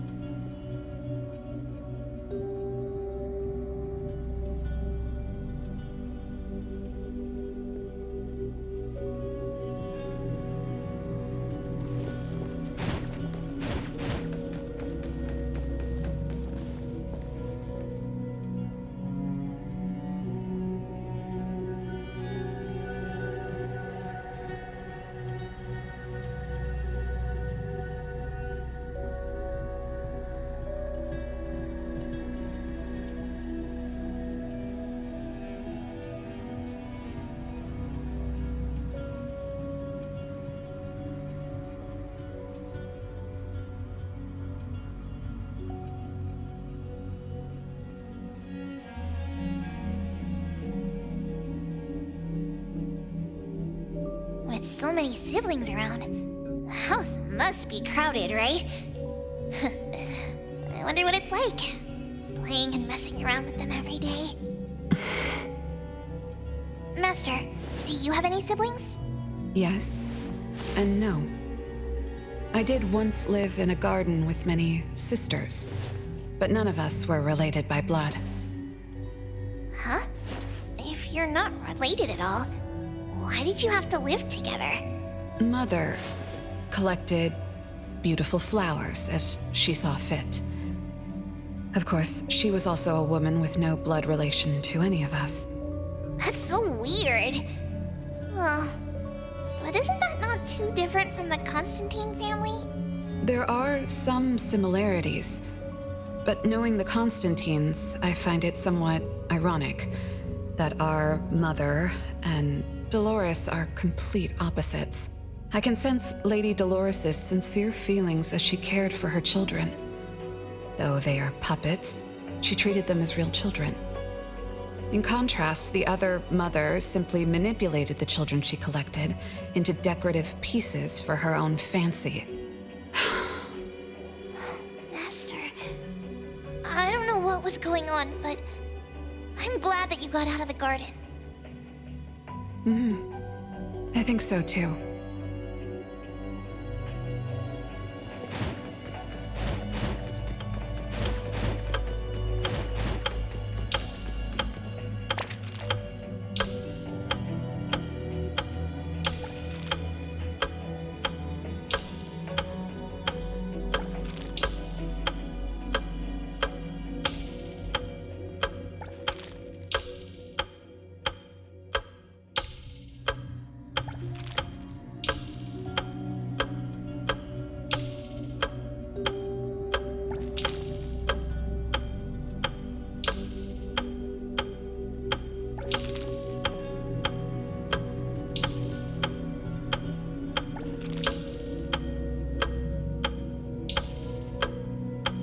Chances are, Lady Dolores has met her demise.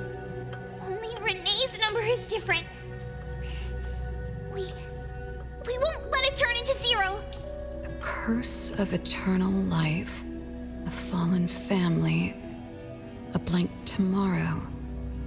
Hints about time are all over the place. Could the numbers represent lifespan? Huh?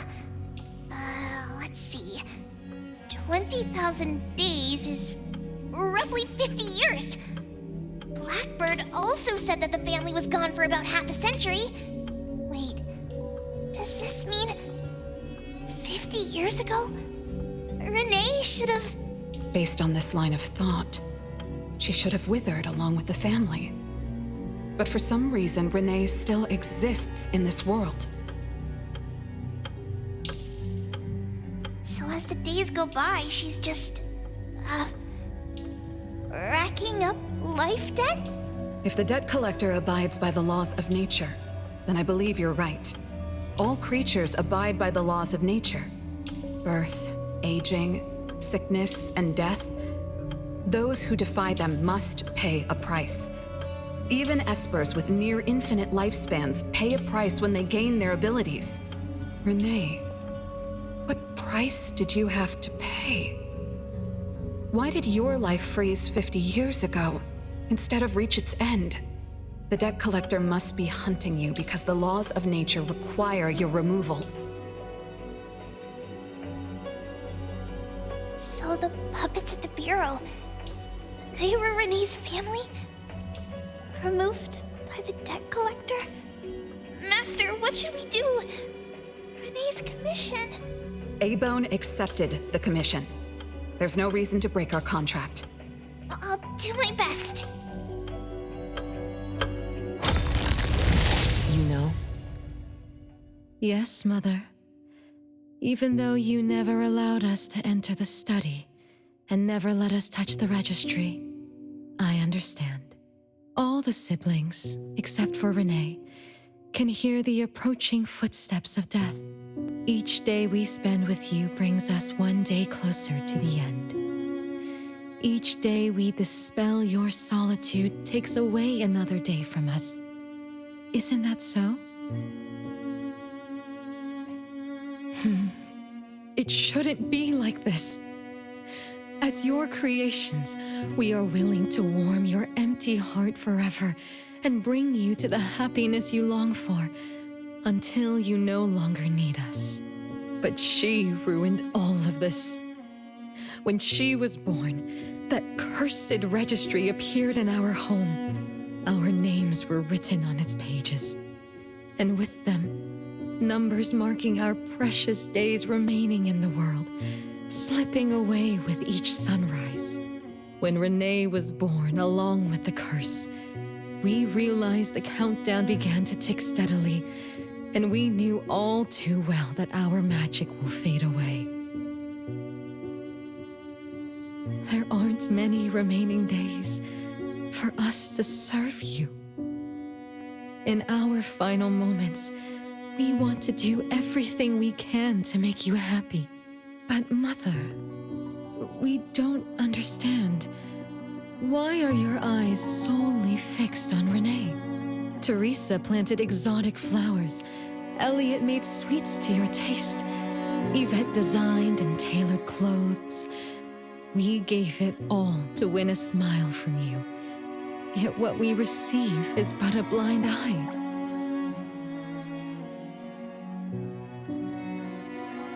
Renee is the worst of us all. Always noisy, endlessly crying, habitually screaming, and forever demanding of your attention like any other selfish child.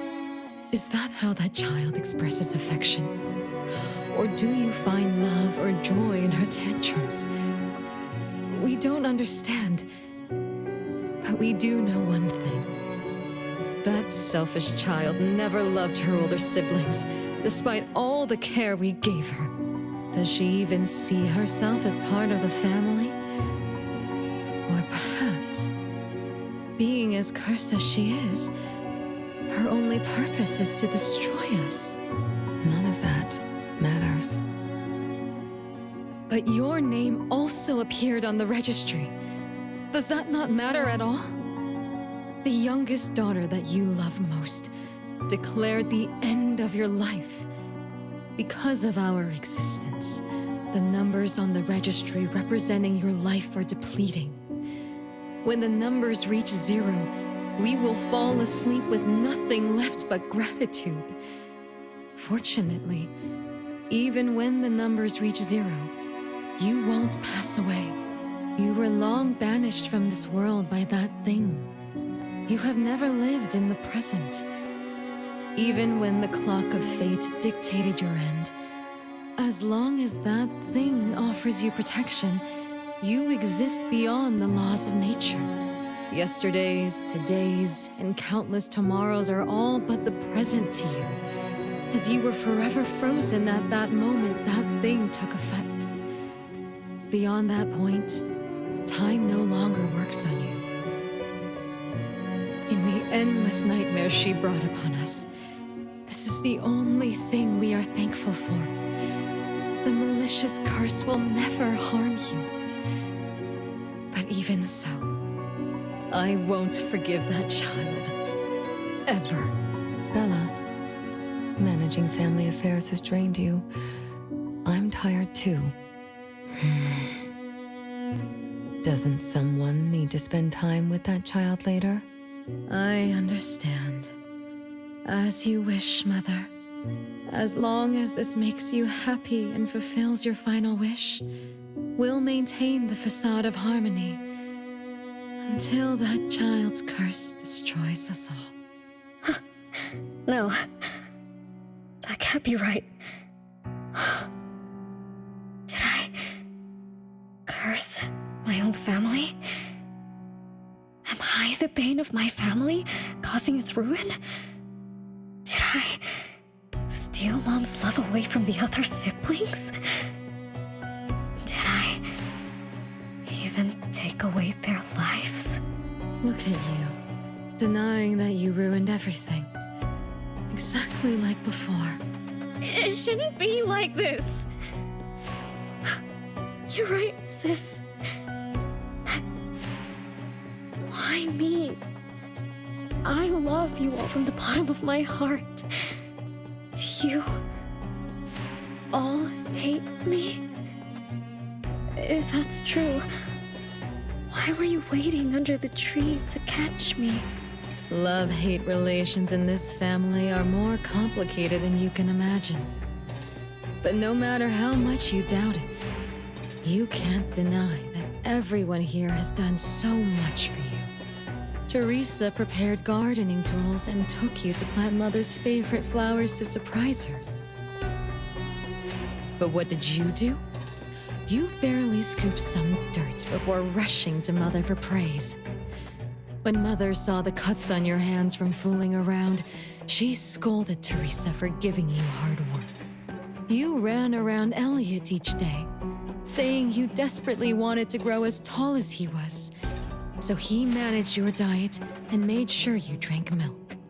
But you, just because he worried you'd get cavities and hid the candy jar on a high shelf, you complained to Mother that your brother was giving you a harsh diet. Every time you fell and tore your clothes, someone would mend them meticulously. Nevertheless, You always ignored their efforts and pestered Mother for new clothes. Mother's wish was to have a harmonious family.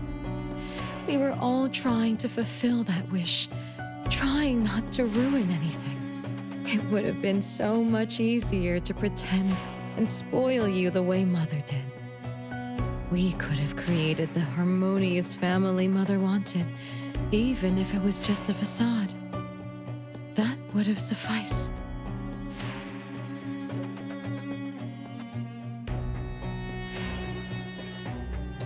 But we couldn't. Even after all your mistakes, we couldn't help but love you like real family. You were our most precious little girl. However, in the face of death, in the face of the curse you brought upon us, even the most sincere love wears out. From the moment you were born, we've been shrouded in the shadow of your curse. The most unforgivable thing is, Mother, she who brought us into the world, was the one to pay the ultimate price.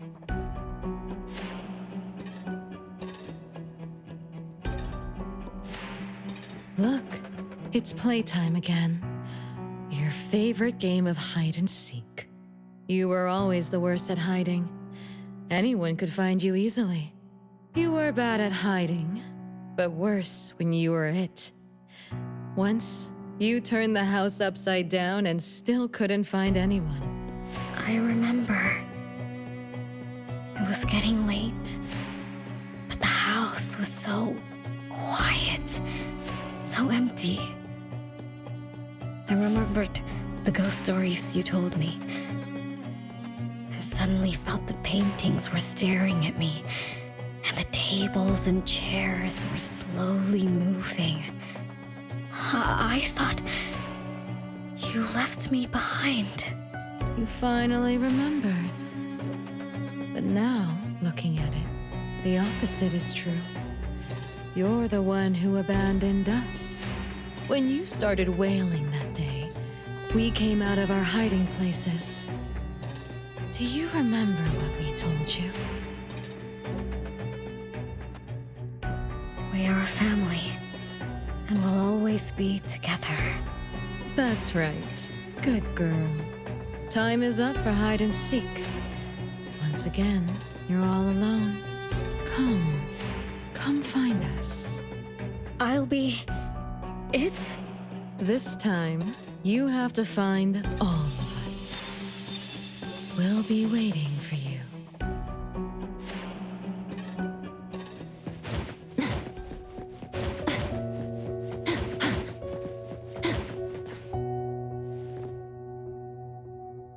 It's a gift from Mom to all of us. I have one too. Though I carry it all the time, I've forgotten where it came from and what it means. Oh, it's so good to be back. I found you. I finally found you. My most important family. Huh? Red letters? It's strange. Mom doesn't like red. Why would something like this be on her clothes?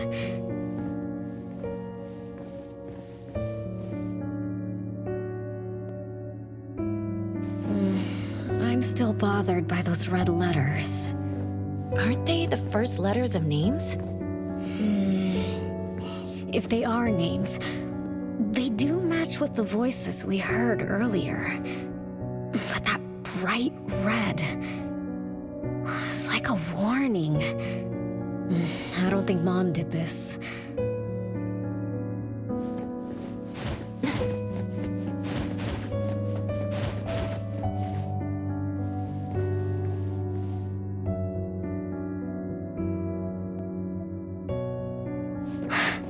They truly loved me once, which is why now they hate me so much. I understand. I'm sorry for making you go through so much in the past. I'm sorry I'm only learning this just now. But I'm grateful that I finally do. Big brothers and sisters, what can I do for you? I came back here because there was something I can do. Right?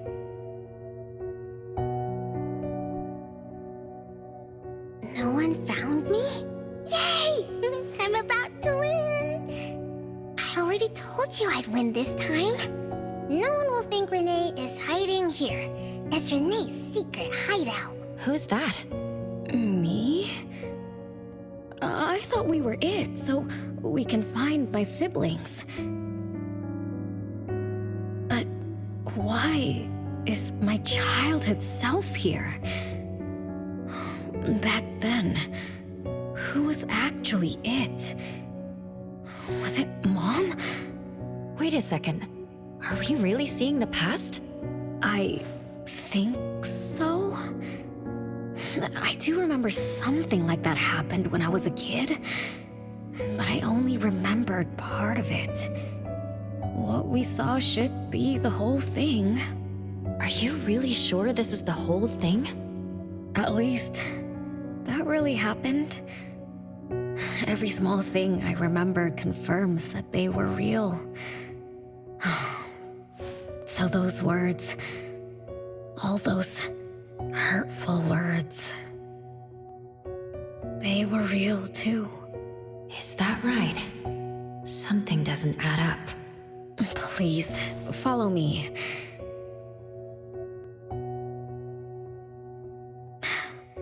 That's my hideout.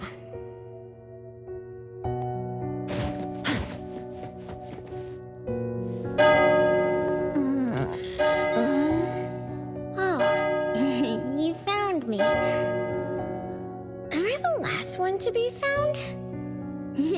That means I almost won, right? Next time, I'm going to hide somewhere no one can find.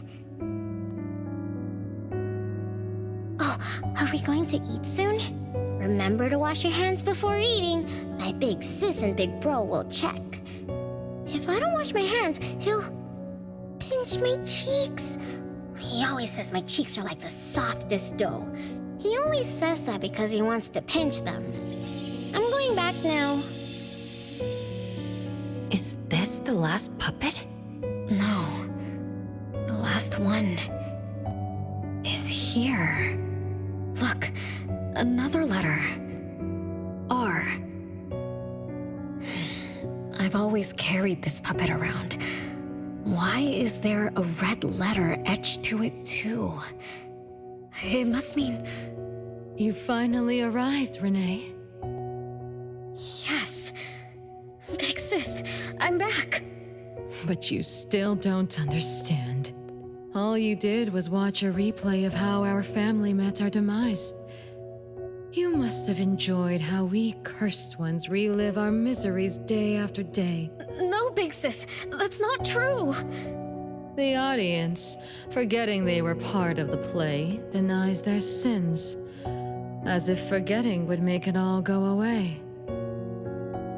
Have you ever wondered why you forgot this home, forgot us?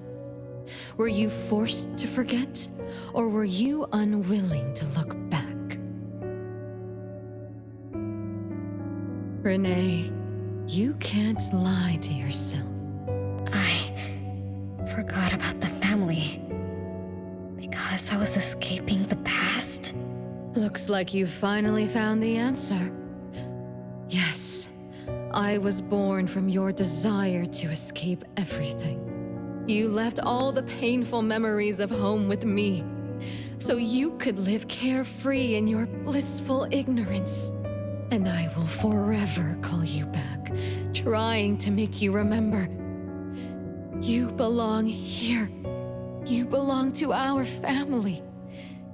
So one day, you will knock on our door again.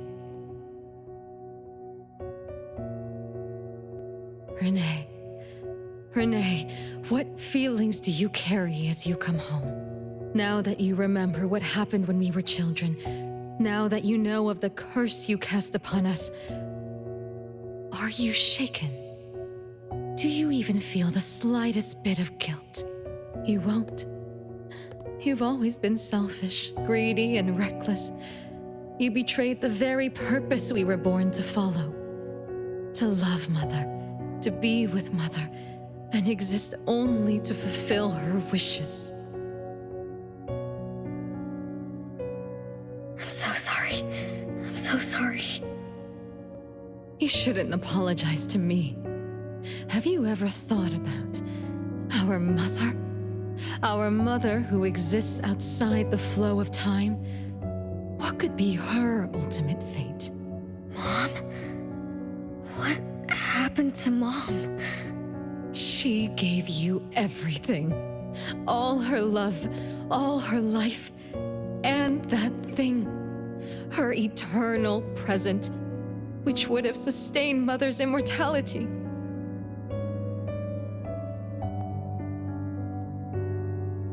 Wait a minute. Big Sis, don't leave! The clock still turns backward. Let's return to the past to witness that final day of destiny where you are forever frozen. Come then, child of betrayal. I'll be waiting for you on the final stage.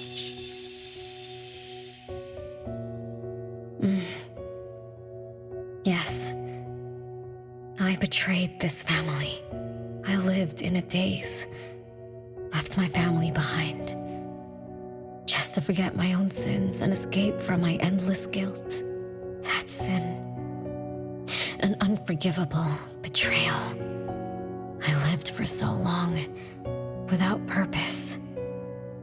Until today. Renee? Look. This is the message my siblings left behind. I'm not just the cursed child. I also betrayed this home. Betrayed everyone. Betrayed Mom. But my family is still calling out to me. I still have a chance, right? If only I could go back to the past. Back to that last day at home. There's only 2 hours left.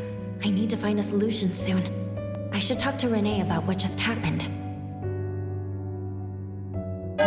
7 o'clock. Time for dinner. Renee, wait. Where are you going to? Oh, hurry. The food's getting cold. Food getting cold? I can't keep Mom waiting for too long. I can't make her sad. Renee? That is not allowed. Absolutely not. I can't get to Renee. She's completely lost in the past. Let me organize the clues I've gathered so far. Could the curse in this family be the rule-based anomaly that attacks Renee every night? After all, Renee and her siblings likely aren't entities that abide by the laws of nature. It does make sense to be targeted for that reason. But if that's the case, why does the anomaly only appear when Renee wakes up?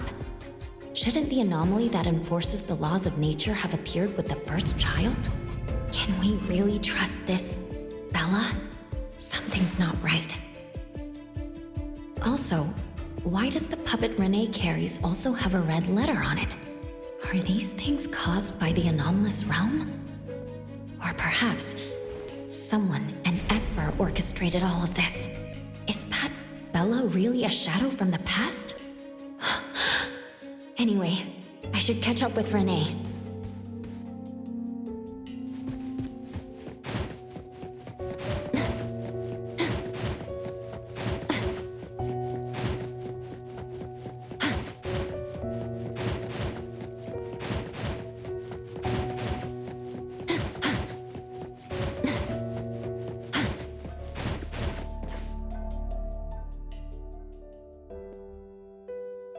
What's wrong, Renee?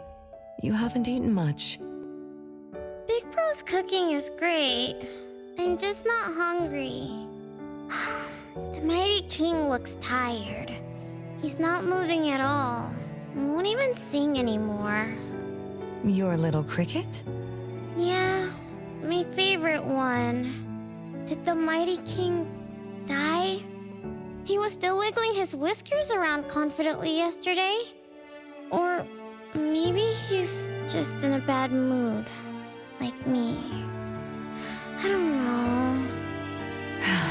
In my garden, the cherry tree sprouts green buds, while my little Renee blooms with laughter.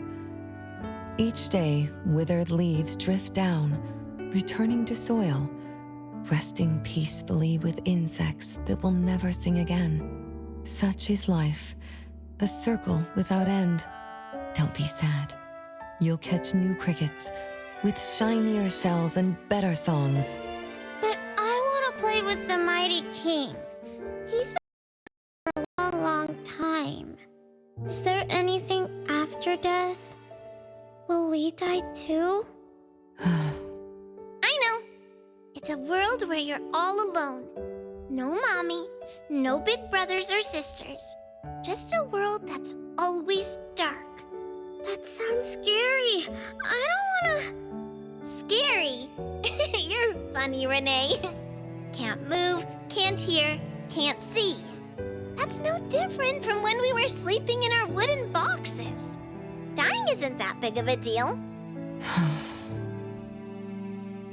Being alive is much better. I want to be with Mom and everyone forever. Appraiser, you're here. Wasn't I immature back then? My time with my family was running out. Mom had to witness my siblings enter the final countdown. Yet she still had to answer questions like that. Mom, who loved us deeply, must have been terrified of losing us, too.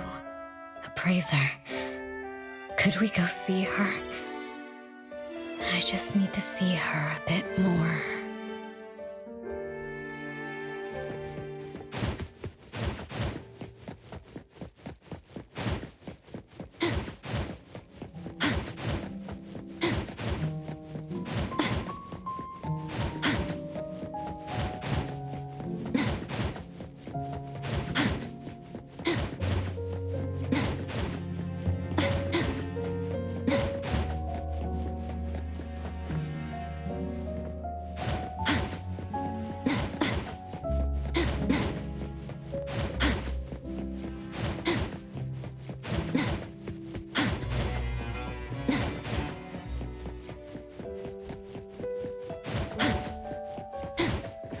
It's way past your bedtime, little troublemaker.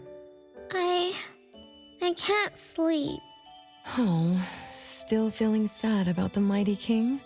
Bella told me I'd feel better if I cry. She said that kids like me just needed to cry, get a good night's sleep. Then all trouble will disappear by tomorrow. She said that no matter how sad she felt, she could never cry. So she was jealous that I could. Why can't Bella ever cry? Mama is the same. Huh? Why? Is it because you were grown-ups? Because grown-ups are strong? Mom and Sis work so hard for every chore in the house. I want to grow up soon to help you. I'll grow as tall as Mom wants.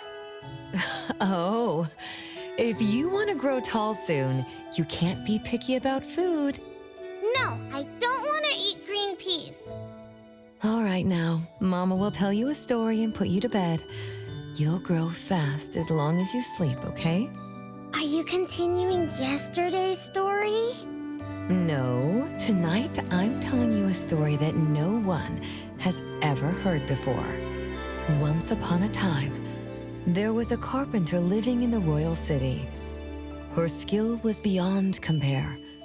People said she had the magic to breathe life into wood.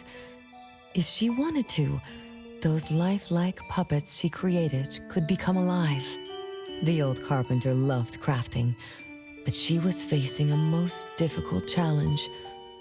As she grew older, her eyesight was no longer as sharp, and her hand that held the carving knife wouldn't stay still.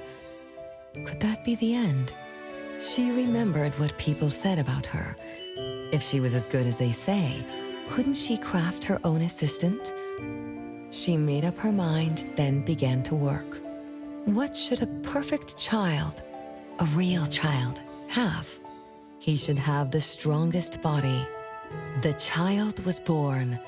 He was sturdy, yet nimble. And once his spring is sprung, he could run 2 laps in the royal city with no one able to keep up. Everyone congratulated the old carpenter, but she shook her head and said, "No, this isn't a real child. What should a perfect child, a real child, have? He should have the most beautiful face." The child was born. His beauty caught everyone's eyes. The king invited him to dance at the palace for foreign guests. Everyone congratulated the old carpenter, but she shook her head and said, "No, this isn't a real child. What should a perfect child, a real child, have?" More puppets were born from the old carpenter's hands. An entertainer who could make children burst into laughter. A grand magician with unpredictable tricks. But no, she shook her head and said, "No, these aren't real children." One night, the old carpenter sat at her workbench, designing the blueprints for her next child. All the puppets quietly stood by her. Suddenly she shivered. The window wasn't closed shut. The howling wind swept away all the warmth from the room. The old carpenter stood up to shut the window, then went to the fireplace for warmth. For a moment, she had an idea she didn't fully understand. Perhaps the dancing candlelight added some warmth to the puppets' faces. She realized that puppets get cold too. The old carpenter took off her scarf and picked up the blanket from her lap. She made sure all the puppets were snug and warm, then went back to her table. Her pencil swooshed around as she began sketching. Soon, a puppet took shape on the paper. She picked up her knife and began carving on the most ordinary piece of wood. Soon enough, a new puppet was sitting on her workbench. There was nothing special about it, but the old carpenter let out a satisfied sigh, as if she completed a masterpiece. She leaned down to kiss the puppet's forehead gently, just like an ordinary goodnight kiss from a mother. Then did the same to the other ones. After that, the old carpenter went to bed and slept peacefully. The next morning, she woke up with someone kissing her forehead. She opened her eyes to find a child, a real child, smiling at her. Whoa. Why did the last puppet turn into a real child? What magic did the old carpenter use? What do you think? I understand. A little. But also don't get it at all. Is that so? It's okay. Oh, it's getting late. Good kids should be sleeping now. Mom, I'm scared. I don't want to sleep alone. I'm worried that if I do, I won't see you and my siblings after I wake up. Isn't it better to be alive? You really are different from your siblings. Being alive is good. But what exactly makes it good? I can eat meals with my family, or play hide and seek, and listen to Mom's stories every night before I sleep. How wonderful! Mom, don't you think days like these are wonderful too? You're right. This is the best life being with you. The best times in Mama's life is when I spend time together with you, my family. No, it's not. When I grow up and can do so much more, that's when it'll be Mom's best time. By then, I'll be so tall that Mom will be surprised. I'll be able to reach whatever Mom needs to reach. Then I'm going to learn how to drive. I'll definitely be the first one in our family to drive. Once I learn, I'll take our whole family on picnics. When I grow up, I also want to. Mom.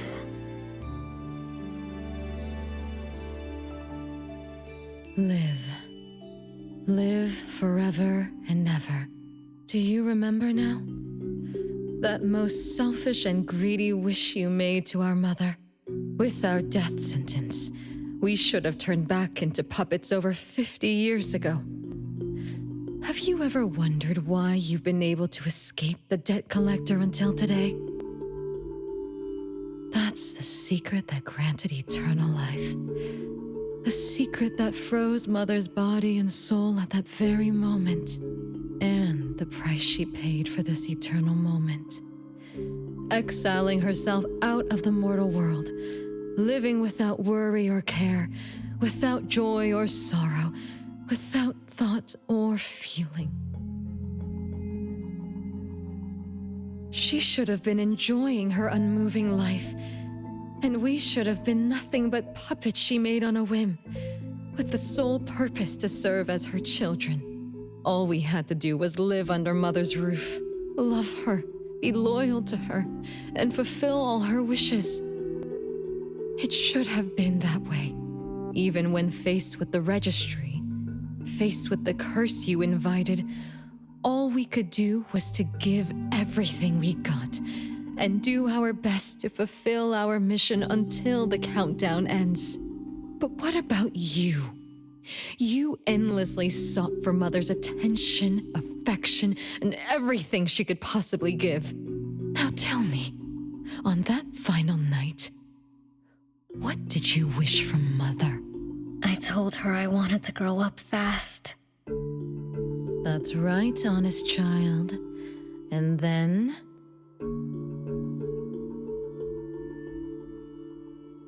So, Mom gave it to me. Her eternal present.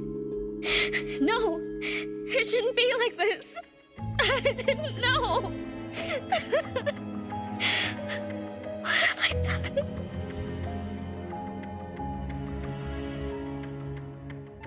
Renee, it's not like that.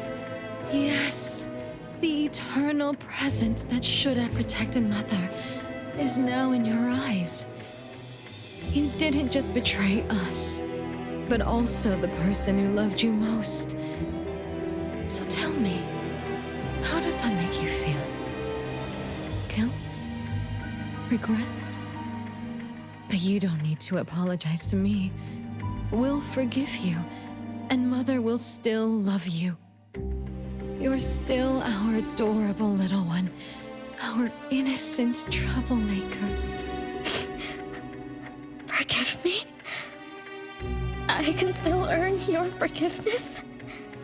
And Mom will also? Yes. As long as you give up the eternal present, cleanse yourself of your greed for life, we will forgive you for the sins you committed. Come, Renee, my sister. Come to us. We're all waiting on the other side to reunite with you, never to be separated again. Don't listen to her!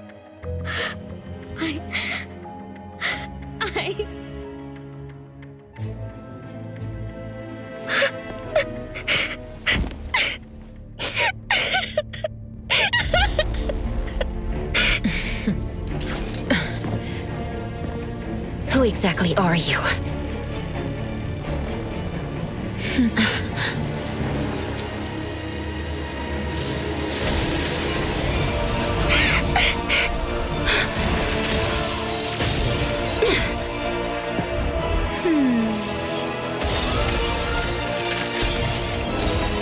Watch out!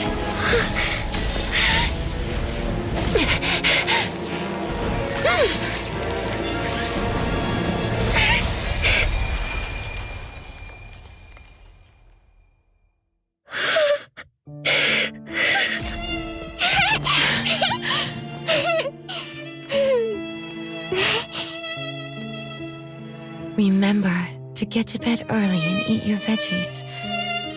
My little petal needs to grow up healthy and happy. Don't forget Mama after you grow up, okay? What is life? Promise me you'll find the answer for me, okay? Where are you going?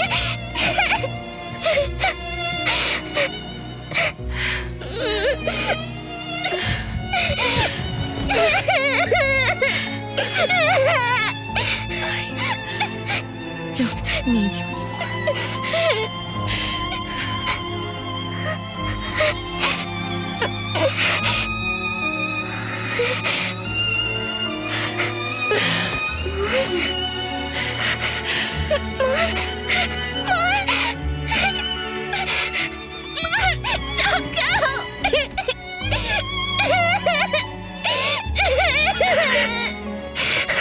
It's all my fault.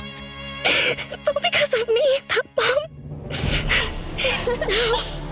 No, I don't want this. See? Now I can live forever.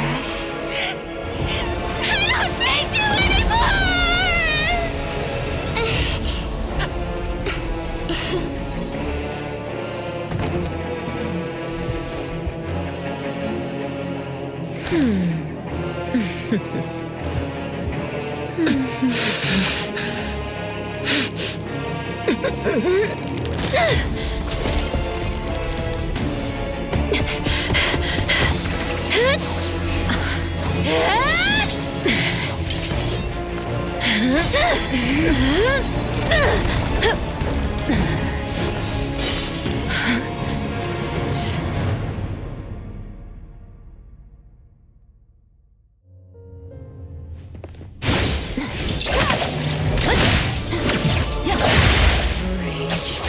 Hatred, resentment, with fierce emotions, as if engulfed in flames.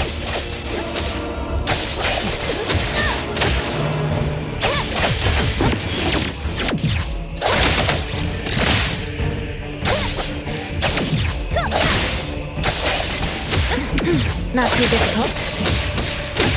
Let's finish this.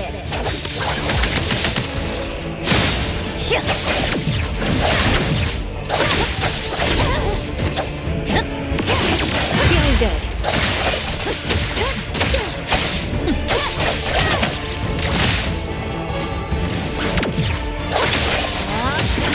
Not too difficult.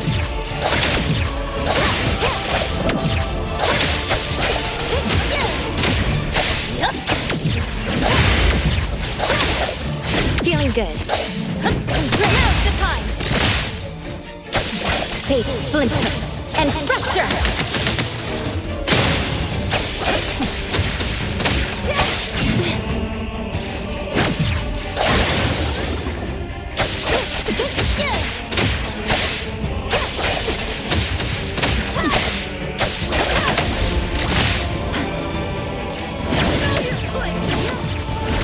Not too difficult.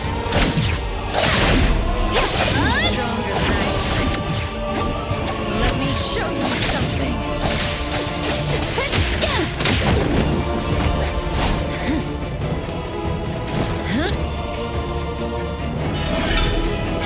You're just a plaything in this illusory realm.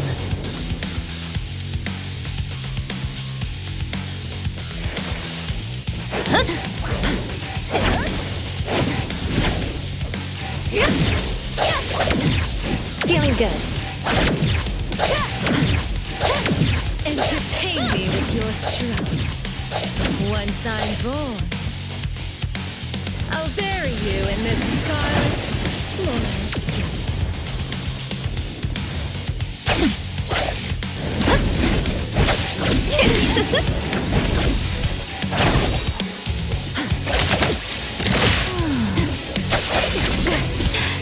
Let's finish this.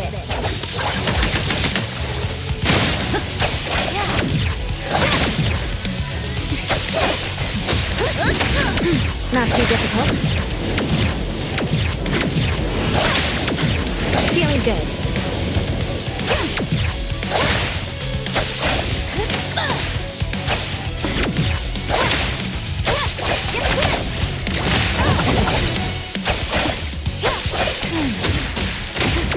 Not too difficult.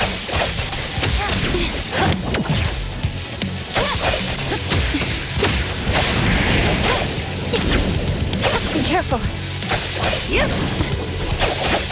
Let's finish this.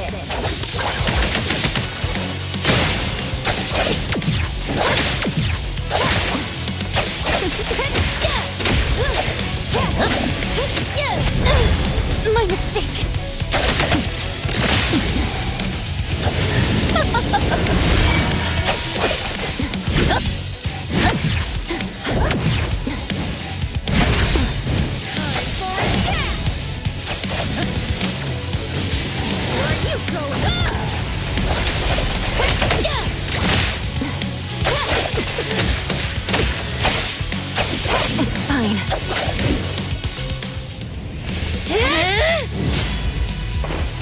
You.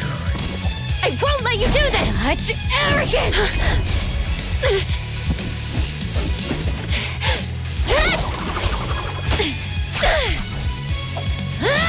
Is that it?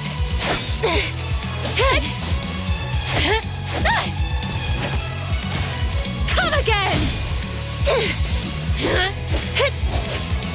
As you wish! Interesting. Unfortunately, this is the end! Cower before me!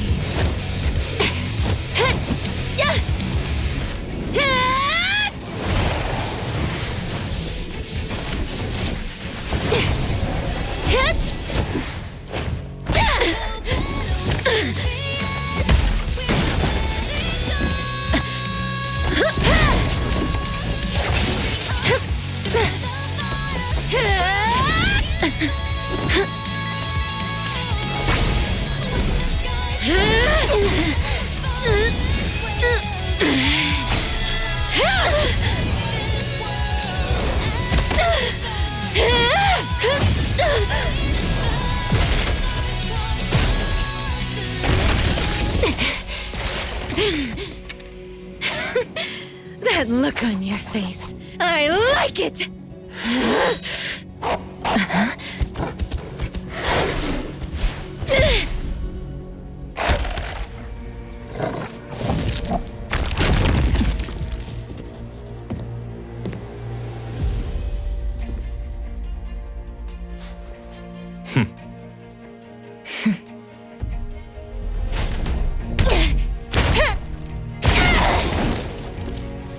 So you're the one behind all this! It's you. All at once? Tick-tock, tick-tock. Aren't you running out of time?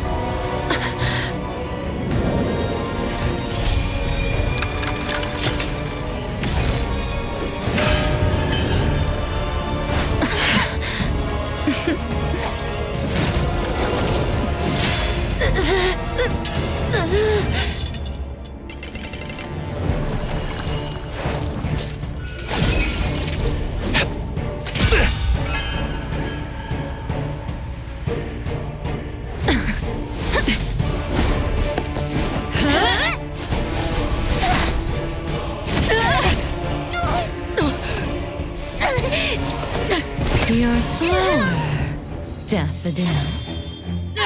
Is this little cutie distracting you? I wonder when she dies, she'd be just as charming!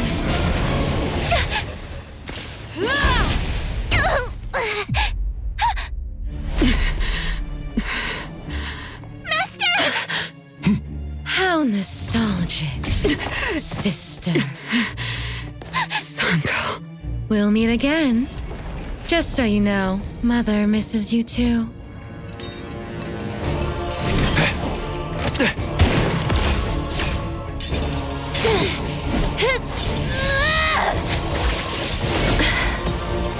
Daffodil! I'm fine.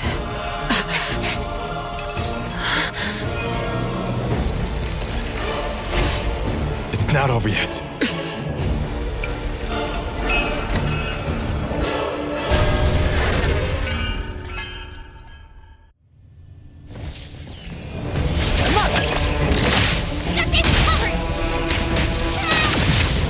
I will see through the nexus.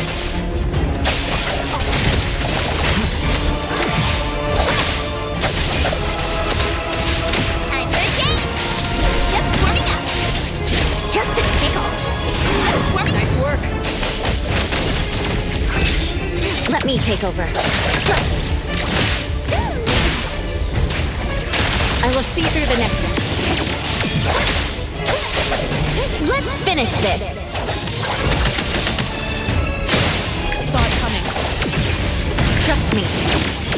Not too difficult. Time for a change! Just a tickle!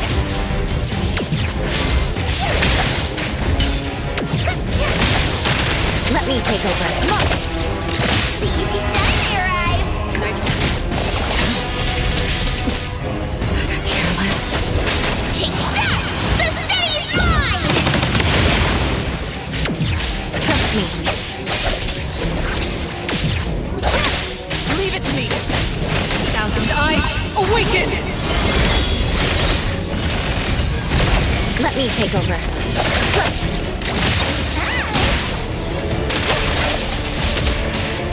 Let's finish this. Here I am. No mercy. I can pose great teacher makes us great! Trust me. Now's the time. Feeling good.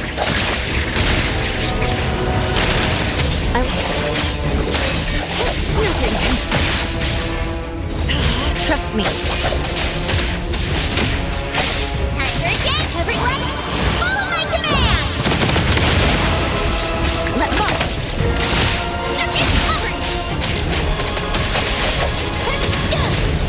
Fate, splinter, and fracture.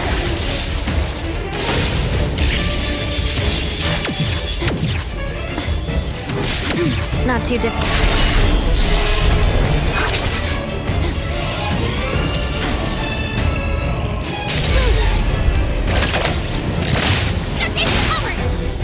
Nice work. Trust me.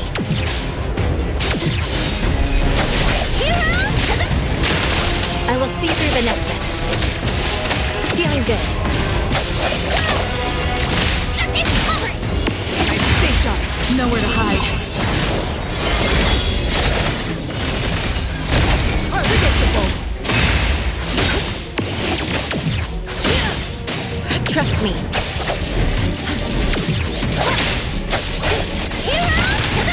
Let me take over.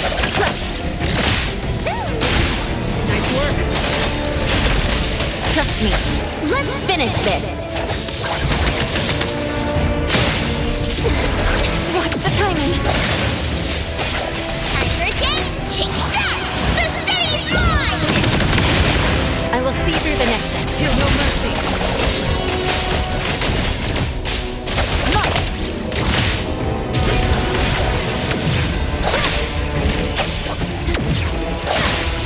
Not too difficult.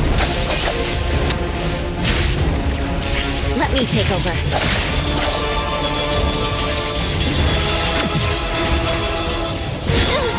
My mistake.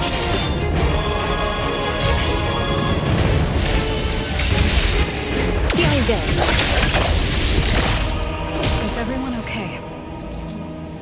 I'm fine, but Daffodil, are you okay? Master got hurt the worst. And it's all because of me. I'm fine, really. It's good that you're okay. Renee's unharmed too. Just dizzy from breaking free of the Nanally spell. Unfortunately, Zanko got away. She's the core member of the criminal organization, the Scarlet Letter. And a report for the puppetization case. That's gonna be a lot of paperwork. Thanks to everyone from A-Bone. The Bureau will continue to investigate into the aftermath of the issue between the debt collector and the Constantine family. Tomorrow morning, I want those who know anything about the Scarlet Letter at the Bureau. We need to have a proper chat. Daffodil? I shouldn't need to fetch you at A-Bone, right? I see. Huh? Says who? Master deserves some rest tomorrow. Nanally, appraiser. Let's go home.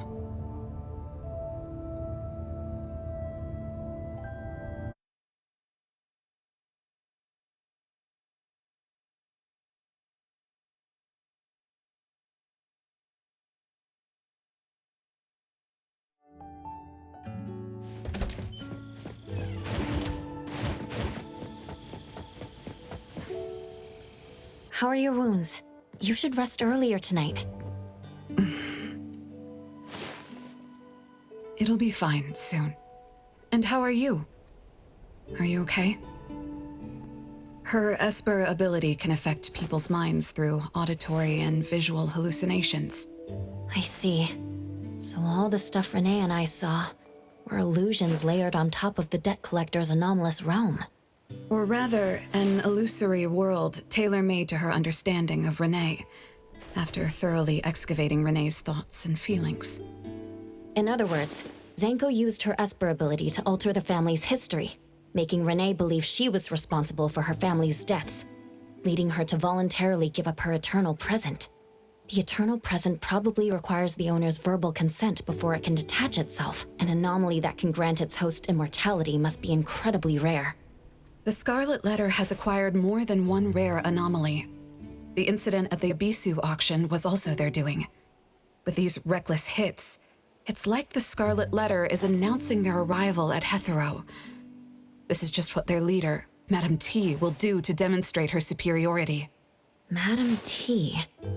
Is she the mother Zanko spoke of? When she said, "Mother misses you too," could it be... I should have killed her back then. So Zanko used Scarlet Letters to spell betrayer. She could be considered my adoptive mother. I don't deny that she gave me the first home I knew of. It's true. I was once a member of the Scarlet Letter. No wonder Chaos spoke like that. He must have known that Daffodil was a member of the Scarlet Letter, the criminal organization he's pursuing. So Zanko went through all this trouble just to get the Bureau's attention? Hey, what matters now is that you're Daffodil from the A-Bone Antique Shop. Thank you. You're a good person. It's getting late. Good night, appraiser.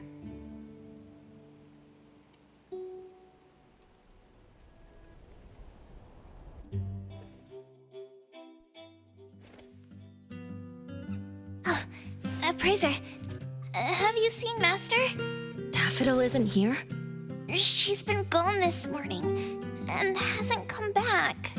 Maybe she's assisting the Bureau. For that long? We're here, the A-Bone Antique Shop. Appraiser, Nanally. Good morning. Renee! How are you feeling? And this is? This is Linko from ETD6. Oh, so Chaos is sending Renee over to ETD6 to take care of. Hello there. Take care of? We were just going in the same direction. Linko also has something to do at A-Bone, so I gave her a ride when we left the Bureau. Linko, you have some business here? Mm-hmm. I do have stuff to do. What are you up to? Business is already booming this early in the morning. How wonderful. What was I here for again? Tisk, you dummy! Don't tell me you forgot what you were supposed to deliver!